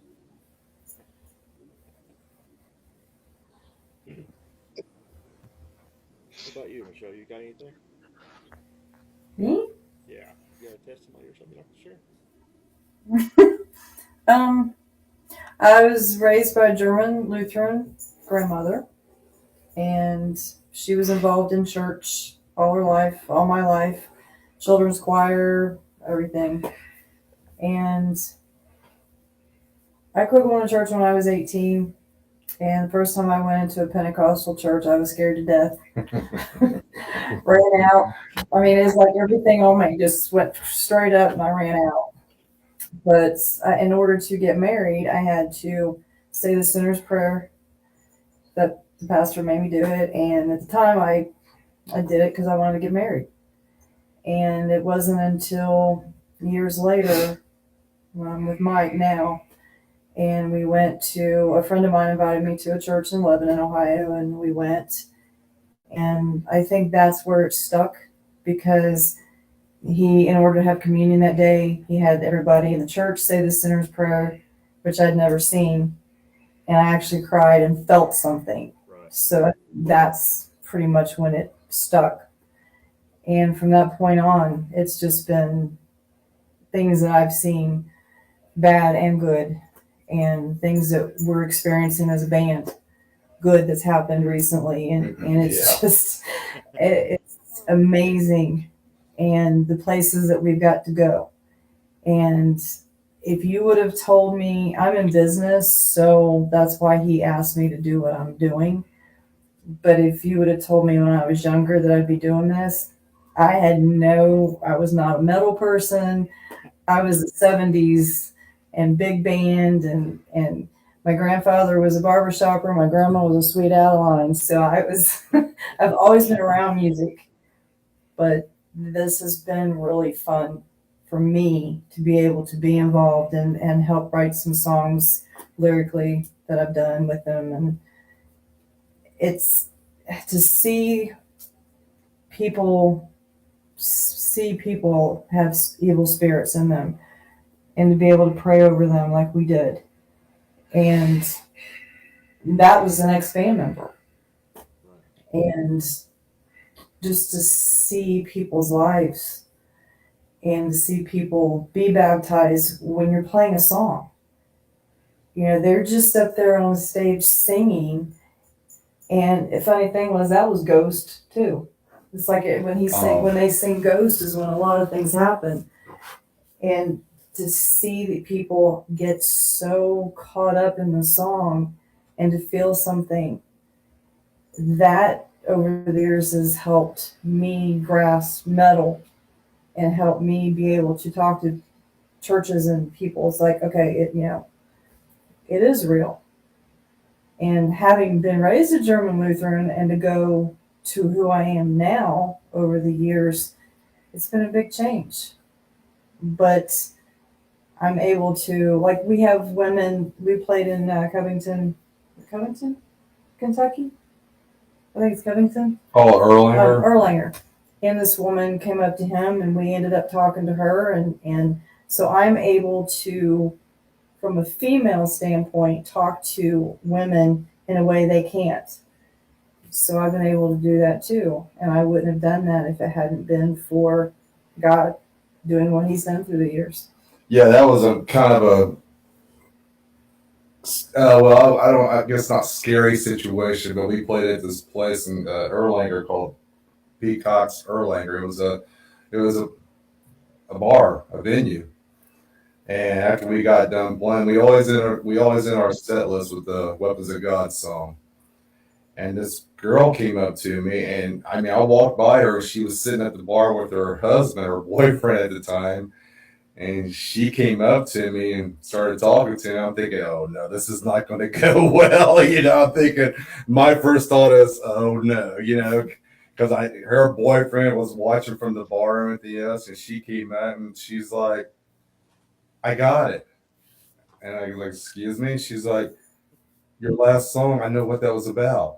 She knew what Armor of God. Right. And she started to proceed to talk about how she was raised in church and everything else. And I don't think she was having a good time. Something was going on that night. It wasn't too good. When Rochelle was gone, I'm getting kind of a little nervous because I don't want no trouble, because he was watching the whole time, her talking to me. And she finally, I think you stepped outside, and I was like, Rochelle, hey, come here for a minute. Take care of this. And then next thing you know, she's talking to her, and we brought her outside and we all gathered around and we prayed over her and everything. So it's all about that one. Yeah, that was an interesting story. If I remember correctly, she said that she had been trying to give up drinking and was trying to stay away from bars. And Oh, she that's right. felt like Yeah. as she was driving by there that night, she told, at least she said, she was like, she was drawn to go in, and she That's felt right. really, really bad about it because she was trying to stay away from it, but she felt this urge that she came in, and she ended up coming in, and then ended up hearing us play, and she did get it. She caught the lyrics. I had a couple of people come up to me that night too and said, more or less, that it takes a lot of guts to come into a place like this and sing songs like that. And my only response to that is thank you. I appreciate that you recognize it. He's like, oh yeah, I recognize what you're singing about. I recognize what you're doing, and more power to you, kind of thing. So yeah, those experiences are. There's a bunch of them, I think, over the years. You kind of, I think, reflect on them more, when it's current, when it's a little more current. But as we start sitting here talking, like to yourself, or talking to people in general, when you're out and about playing shows, and you start to, some of those memories come back, and you realize that hey, God's been working His thing all along. Even, and probably even things like I said, that the things that we don't see, the things that we're not directly involved in, those may be some of the neediest situations out there. And just because somebody doesn't come and tell you how they feel, or somebody doesn't come and tell you what they're struggling with, don't mean the struggle isn't real, and it doesn't mean that the help is not timely, let's say, in some situations. So very thankful to be able to be a part of that. Back in 2000 and beginning of Something. 2016, I was working in Cincinnati at a construction company, and this older gentleman came in, didn't know me from anybody, and the band hadn't totally formed publicly, and he prophesied over the band. And I told him and a couple other band members that we had at the time. And then later on in 2018, we were at a church, and I felt like going up for prayer. He went up with me, and the gentleman that prayed over us prayed over the band that wasn't public yet. 2019 is when the first CD came out, and we became public. And the following year, we were back at that church playing, and I went up to him. I said, "Do you remember that day?" And he did. I said, "This is the band you prayed over." So every time when we got discouraged, or band members changed, or whatever happened, in my mind, I kept going back to that, because for two total strangers to do that, it was like, okay, we can't give up on this. And here we are. Amen. Well, I know that me and the wife, as far as the ministry goes, as far as just regular day life, it's been rough. And uh, her health, she almost died a year ago. She's still having effects from that. It's she's facing another surgery towards the end of April, and having to deal with all that. And just I'll say this: I did not realize how cutthroat ministry could be until you actually get into ministry. I'll say that. And we got to a point where it's almost like you know we wouldn't really want to give up, but just sort of like, you know what, let's just back off. Just let's just back off and just see how it goes. And for a year and a half, we slowed down as far as ministry wise. We slowed down a whole lot. And I was about, and just and a few months ago, I guess it's probably, I would say around November, around that time, I was like, you know what? I'm just going to shut everything down and just become full time to a church somewhere. Just shut down, stand my ground, and all that. And then I heard a song.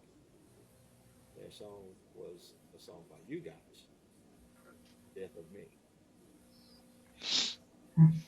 Nice. and it's talking about the chains falling off, and when I heard that line, I was like, you know what? We've had all these weights put on us by other people, and I think in a roundabout way, that's what was weighing us down. It's just all the rules and regulations, and maybe some of them may have meant well, but were that they's putting all this stuff, all these chains on us, and all these limitations on us, to where you know what?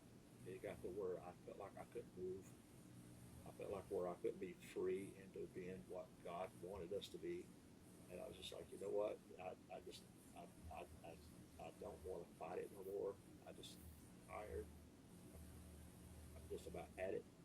But then I heard your all song, and I was like, huh. And I thought to myself, like, you know what? I don't think I'm ready to give up just yet. I think, you know what? No, this is not going to be the death of me. This is not going to be the death of the ministry. This is not going to be the death of her this health, the health thing she's going through ain't going to be the death of her. She's going to rise up out of this. The Lord's going to watch over her and take care of her and get her Amen, through brother. this. Claim that. And He's going to have His hand upon her ministry. He's going to, have her His hand upon her spiritual ministry life, but our physical ministry life as well. He's going to bring everything into place at a set time when it needs to be there. So I was like, and a few weeks ago, a friend of ours, she lives in North Carolina. She came up. Her dad's church. So we was there, and in the service, she came up to me. She said, you know, she goes, the Lord's wanted me to tell you something throughout the whole service. I've been sort of afraid to, but I want to tell you something that the Lord told me to tell you. I was like, okay. She goes, it's just one word. I was like, okay. She said, now. And she goes, the Lord said, you know what that means. And I was like, huh. Yes, I know exactly what that means. And some other people was sitting there like, well, what does that mean? It means I need to quit sitting on my butt, get up and start doing what it is that the Lord has called me to do. The ideas that He's gave me, there's a lot of stuff that I put down 2 years ago. I believe it's maybe closer to 2.5 years ago now. There's this being one of them. I'm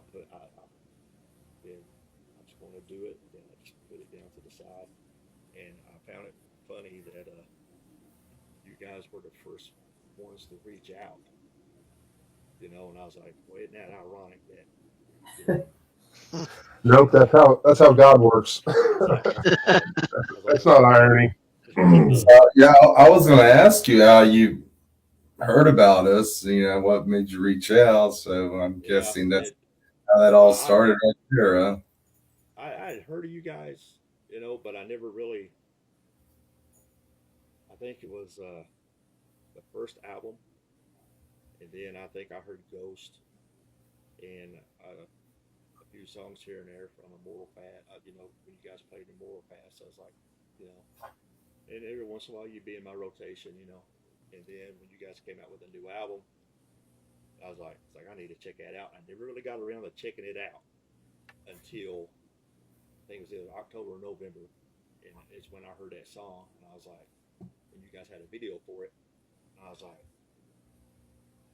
and it just talked about the chains and getting them off of you, and how that's not going to be the death of you, and just that Christ be that life in you, and I'm like, man, it just stirred something up, and then a few months later, our friend from North Carolina coming up and saying, now.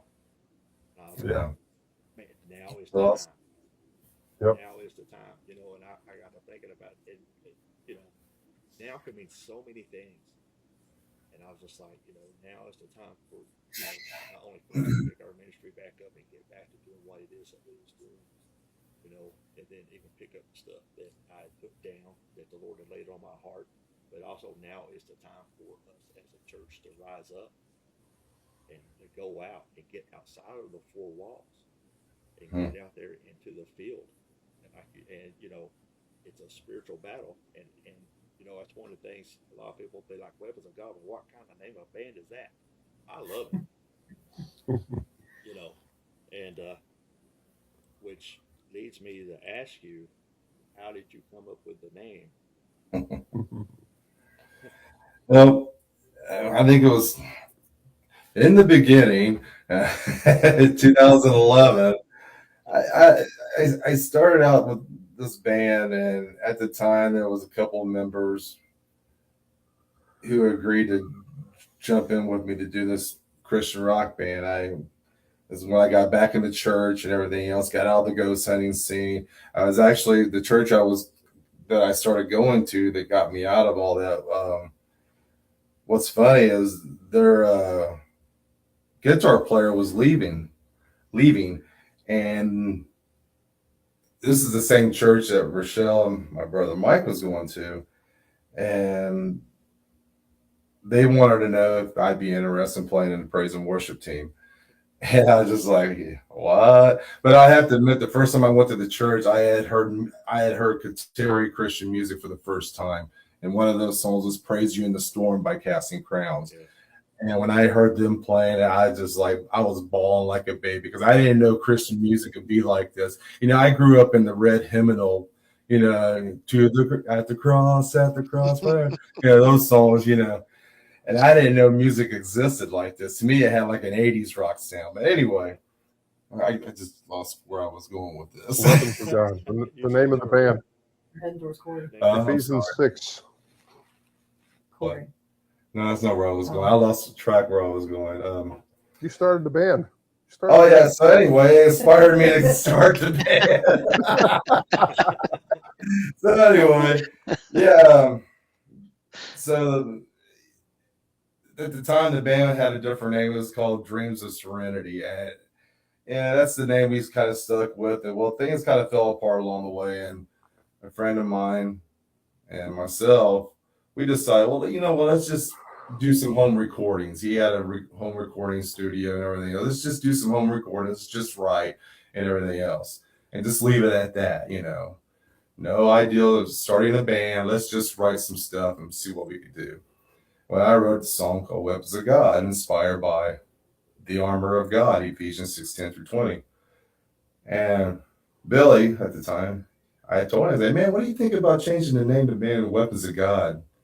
He's like, yeah, that sounds a lot better than Dreams of Serenity, So it just kind of stuck from there. But, throughout the years, like 2013 and so on, I think it was 2015, maybe, 2015, I ran across a couple of members, they're past members, but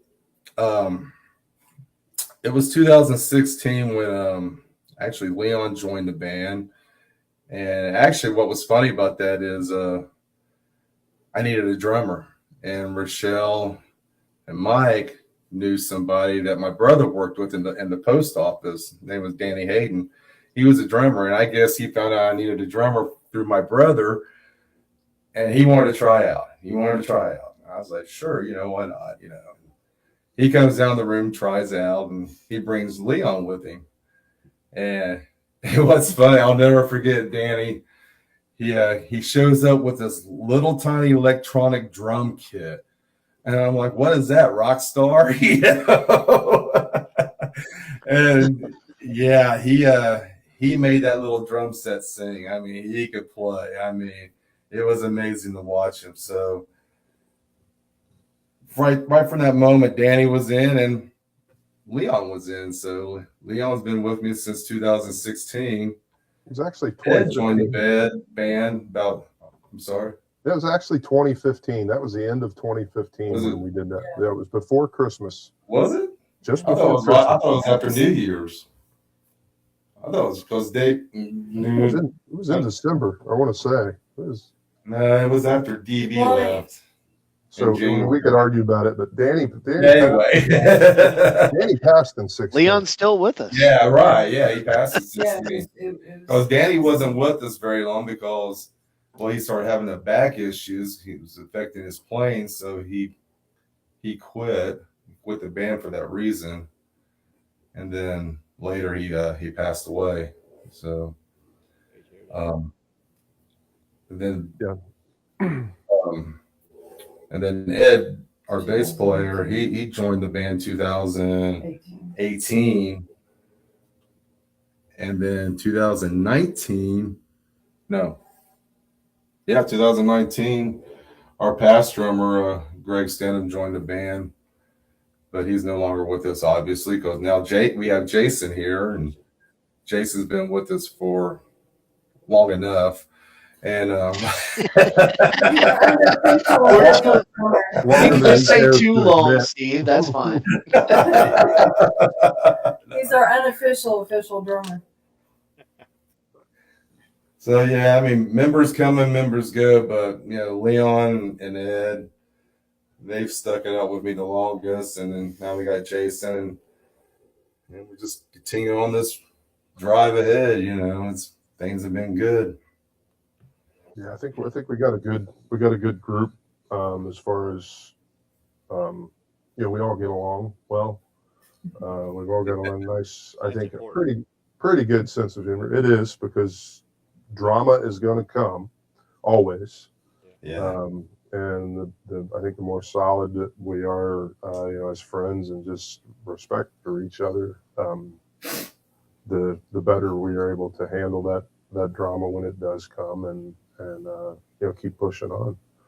So I mean, it's amazing to me sometimes, and I'm not going to get into a whole bunch of stories, but we could go down with this band. We could go down probably a list of happening after happening after happening that was struggle, the devil trying to beat us down, and God saying, nope, we're going to fix this. And then struggle, trying to beat us down, and God stepped in and said, nope, we're going to keep doing this, and this is what's going to happen next. And then there's times where you're going, oh, this is falling apart, and it's like God said, nope, not yet. Stay the path. So we've stayed the path, and have been blessed because of it. So it's been tremendous. I think I never dreamed at my age currently that I would still be gigging, let alone gigging out of state and around the country, and that kind of thing. I was always sort of I like playing live, but I mostly just like playing, period, whether it was live or in a room by myself. So for God to make a way for me to be able to do something that I really wanted to do when I was in about 7th grade. It just it's like, what do they say? God always answers prayer. So sometimes the answer is no, and sometimes the answer is wait. So it was never a big giant goal of mine to be any kind of fame or anything like that. But I just always wanted to. I mean, for a long time, I think I've never been ashamed to share my worldview. I think anybody that knows me would tell you that. But like, for instance, just as an example, this Rox is releasing this 40th anniversary Striper tribute album for To Hell with the Devil. And not necessarily my favorite Striper album, but it was probably the defining album for their career, the way that album broke out. So that's kind of where the emphasis is. And, when I was in 6th or 7th grade, I was a pretty big Striper fan. For the most part, at the time, was because certain things that I wanted to listen to, I couldn't, because of, my dad wouldn't let me bring that stuff in the house. And then to think, here 40 years later, and in my case, for that, even more than 40 years later, to get the invitation to play on that record, even though initially I think I was a little skeptical about the whole thing, just because of, I don't know, somebody else saying, here, you play this song, as opposed to us saying, hey, we want to do this kind of thing. And it was kind of, Rock's kind of assigned that track to us. And yeah, I think we did a good job with it. And I'm really looking forward, because I want to have that physical CD in my hand. I'm a physical media guy, so Oh yeah. I know they're on the way here. So They're on the way. do the pre-order and waiting for it to come in. But I'm really looking forward to having a hold of that. That's that really, I think, especially as time has gone since we've done it, and we've passed, time has passed since we actually did the recording and put everything together for that and sent it off. Um, it's has been, I don't know, for me, because of my past and because of my experience with Striper and the way things went down with that, making me kind of want to do what I'm doing now, but it made me want to do it back then. And it didn't turn out that way. I played in a lot of, I shouldn't say a lot of bands, but a few bands, and we played locally and stuff. It never did any real traveling or that kind of thing. So to be doing that now, and then for this to come along, it's just like a confirmation in my mind that says, I'm right where God wants me to be at the moment. So I'm in it wholeheartedly. Well, I've taken up almost 2 hours of your guys' time, and I really appreciate y'all hanging in there with me. I enjoy the No talk. problem. Especially for this being the first one that Good. I'm glad that you guys were the first ones to do it. Like I said a second ago, it just shocks me that it just turned out to be you guys doing the first one, and I was like, when I got word that you guys would do it, I was containing my excitement. I did, I was like all cool. I was like, okay, thank you. Deep inside, I was having a Wayne's World moment. I'm not. Yeah. You can have us back for your 10th anniversary edition. There you go. Right on. Because a lot of people, was like, this, I, you catch wind of things that people say. It's like, it's just a phase he's going through, blah blah blah. No, this is something that I always wanted to do. Especially being from the Christian metal community, being in that scene myself, and coming from that background, and having the Lord use Christian metal to lead me, to get me into it, and then believe it, and I even tell people, like, you know what, some of my Bible study, some of the things that draw me to study certain things came from Christian rock songs. Yeah. Especially when the very first Christian tape I ever bought was Deliverance Weapons of Our Warfare. Nice. And man, I tell you, I spent months studying the Bible just based off what Jimmy had wrote, and I was just like, wow, and I've been a huge Deliverance fan ever since. As the very first thing I ever bought, and then when he wrote the song 1990, because that was the year that I gave my heart to the Lord when he came out with the CD Learn, and that song 1990 was on it. I was like, wow, it's almost like it was talking to me. As for and I can just go on of different bands where I thought that song, the Lord's using that song for me right now. Just like with you guys back in, I'm pretty sure it was late October, early November, and here we are now. And Right. I'm glad that I'm glad that the Lord used you guys to awaken me. Because I'm a firm believer that God puts certain things. He puts things in your path at certain times. In order to either to get us back on the right path or to wake us up or what have you. I believe wholeheartedly that He'll put things at a certain time in a certain place. He'll even put people in your lives at a certain time in a certain place to get you Yep. into the right direction. So I just Yep. want to thank you all for Yeah. taking the time to talk with me, talk and the first Truth and Tracks. I really I thoroughly enjoyed the conversations we had. Nice. It was Yeah. very insightful. You know that I there's a friend of mine. She does a Sunday school, and she said that they're now getting ready. She's getting ready to. We're I study the occult. I study the occult and stuff like that, and how the spiritual battles and all that. Now they're now studying, looking into not not truly occult activity, but that just that side of things and how it's heavily influencing the world and how we as a church need to wake up to it in some areas, you know. And I thank you all for your testimonies and the things you talked about, your band. Right on. Yeah, thanks for having us, man. I mean, I hang on to that belief because I believe it too. God definitely puts people in your path for a reason, whether it's people, things, objects. Um, so many stories that could be told about that kind of thing. And really, you said a bunch that we touched on a few with the band, but some of the things with the band, you know, I know Rochelle will agree with that. There's kind of those moments sometimes that happen where kind of the band kind of looks at each other and you go, hey, that was God.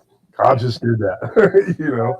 And I think we're experiencing some of that right now, and I'm very grateful. So it's pleasure meeting you this way. Hopefully, we get to meet in person someday, shake your hand and hug your neck, and Oh, we that'd appreciate be you awesome. having us on.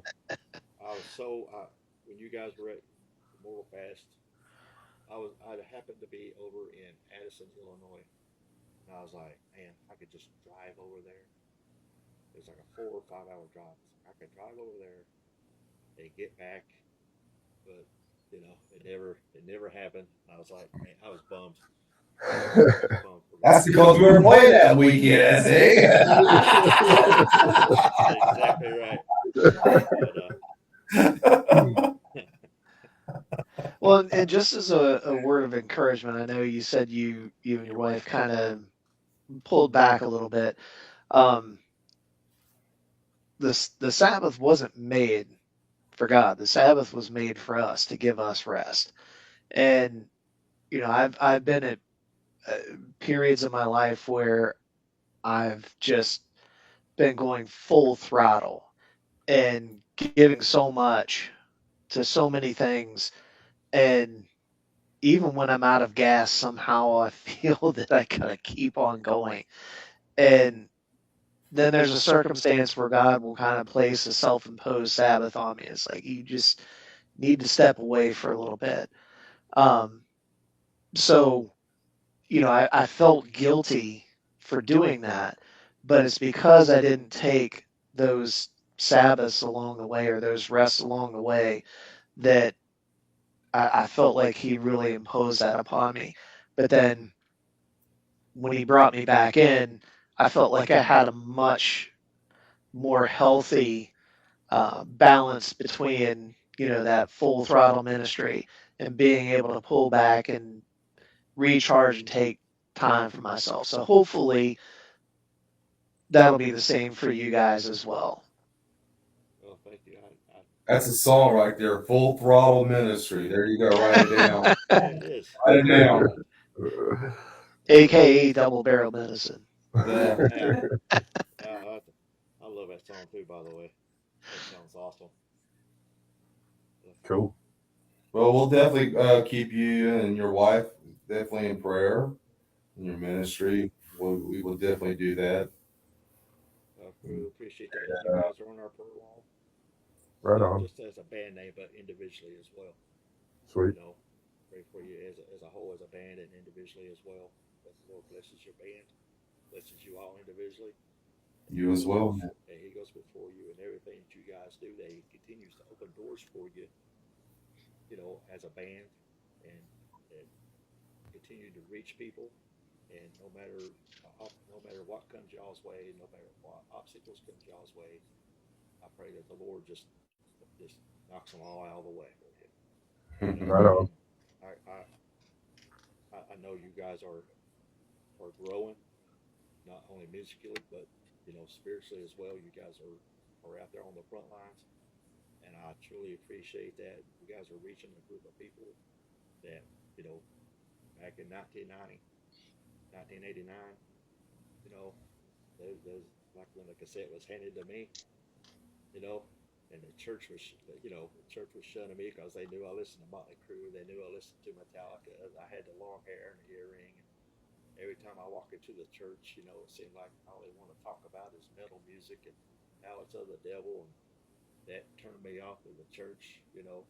But all it took was somebody handing me a cassette with Billy Gunn on it, singing "Crucify," and you know, I pray you guys the same adventures that, you know, and the same soul uplifting. I pray that you guys reach as many souls as the Lord will have you to reach, even if it's just one, even if you're Hey, out in a cornfield singing to cicadas. yep, that's it. Hey, If I cicadas may ask, need God too. what's your wife's name? Christina, Christina. All right. She's having surgery at the end of the month then? yes. All right. So I appreciate you all so much. Thank you for doing this. You're welcome. Thank you for having us. Yep. Hopefully we can do this again. Absolutely. Hey, I'll tell you what. Once she's done with her surgery and she pulls through, I'll get you guys back on here. Right on. Maybe she'll Right be able on. to, Well, and maybe she'll Right be able on. to sit in. Maybe she'll be able to sit in with us. Cool. That'd be cool. Good. Hey, Absolutely. All right, man. I know, like y'all said, I know we haven't met physically, but hey, I love y'all. Be Love you praying too, for brother. you. Love Yep. you, brother. For you. Prayers for you and the ministry and the wife and Indeed. everything, that you do, that God will just bless you and continue to push you forward to spread the good news. Indeed.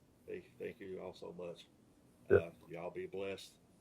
Have a You good too. night. Good. You too. Thanks, man. Thank All you. right. thank Thank you. you. All right. Bye bye.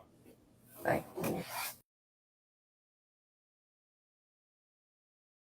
Hey, this is Pastor Anderson's with Stand My Grounds. This is my this is my buddy Drake, and Drakey loves Bernie's Charmin chompers. He just loves these things. He loves them. They help with his digestive support because it's built right in there.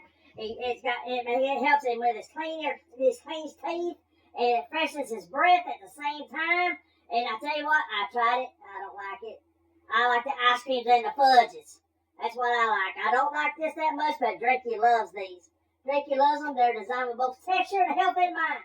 They're powered by fiber, pro, and prebiotics to support oral and gut microbies. I think that's the word, microbies. Oh my goodness, they're formulated to be effective and digestible. Yes, they are. If you want fresher breath for your pet, cleaner breath, and a better digestive system, and if it's get Bernie's best chompers, and if it's a vitamin you're looking for, oh, they got omega-3s. They got fish oil omega-3s. Oh, yes, they do. They got omega-3s. They got omega-3s. Omega-3 they have. I tell you what, we could not get this fella right here to take any kind of fish oil, but this stuff right here, he likes it. He likes this stuff right here. Why? Because it's clean. It's clearly labeled chew that delivers real EPA and DHA. Now, I tell you what, it's 5 times more potent than most chews. That's right. And I tell you another thing, I tried it. It's not that good. I'd rather have the ice cream with the fudge. So, if you like, I tell you what, there's a link in the description. There is a link in the description to the Bernie's website, and you click on that link, and you go there, and you say, and you put in the code Stand My Ground, and you get 20% off of your order. You get 20% off anything you order. You'll get 25% off. You'll get 20% off in the store. But you know what? You can't order me no ice cream and fudge because they don't have it. So you guys just make sure to go to Bernie's. The link is in the description.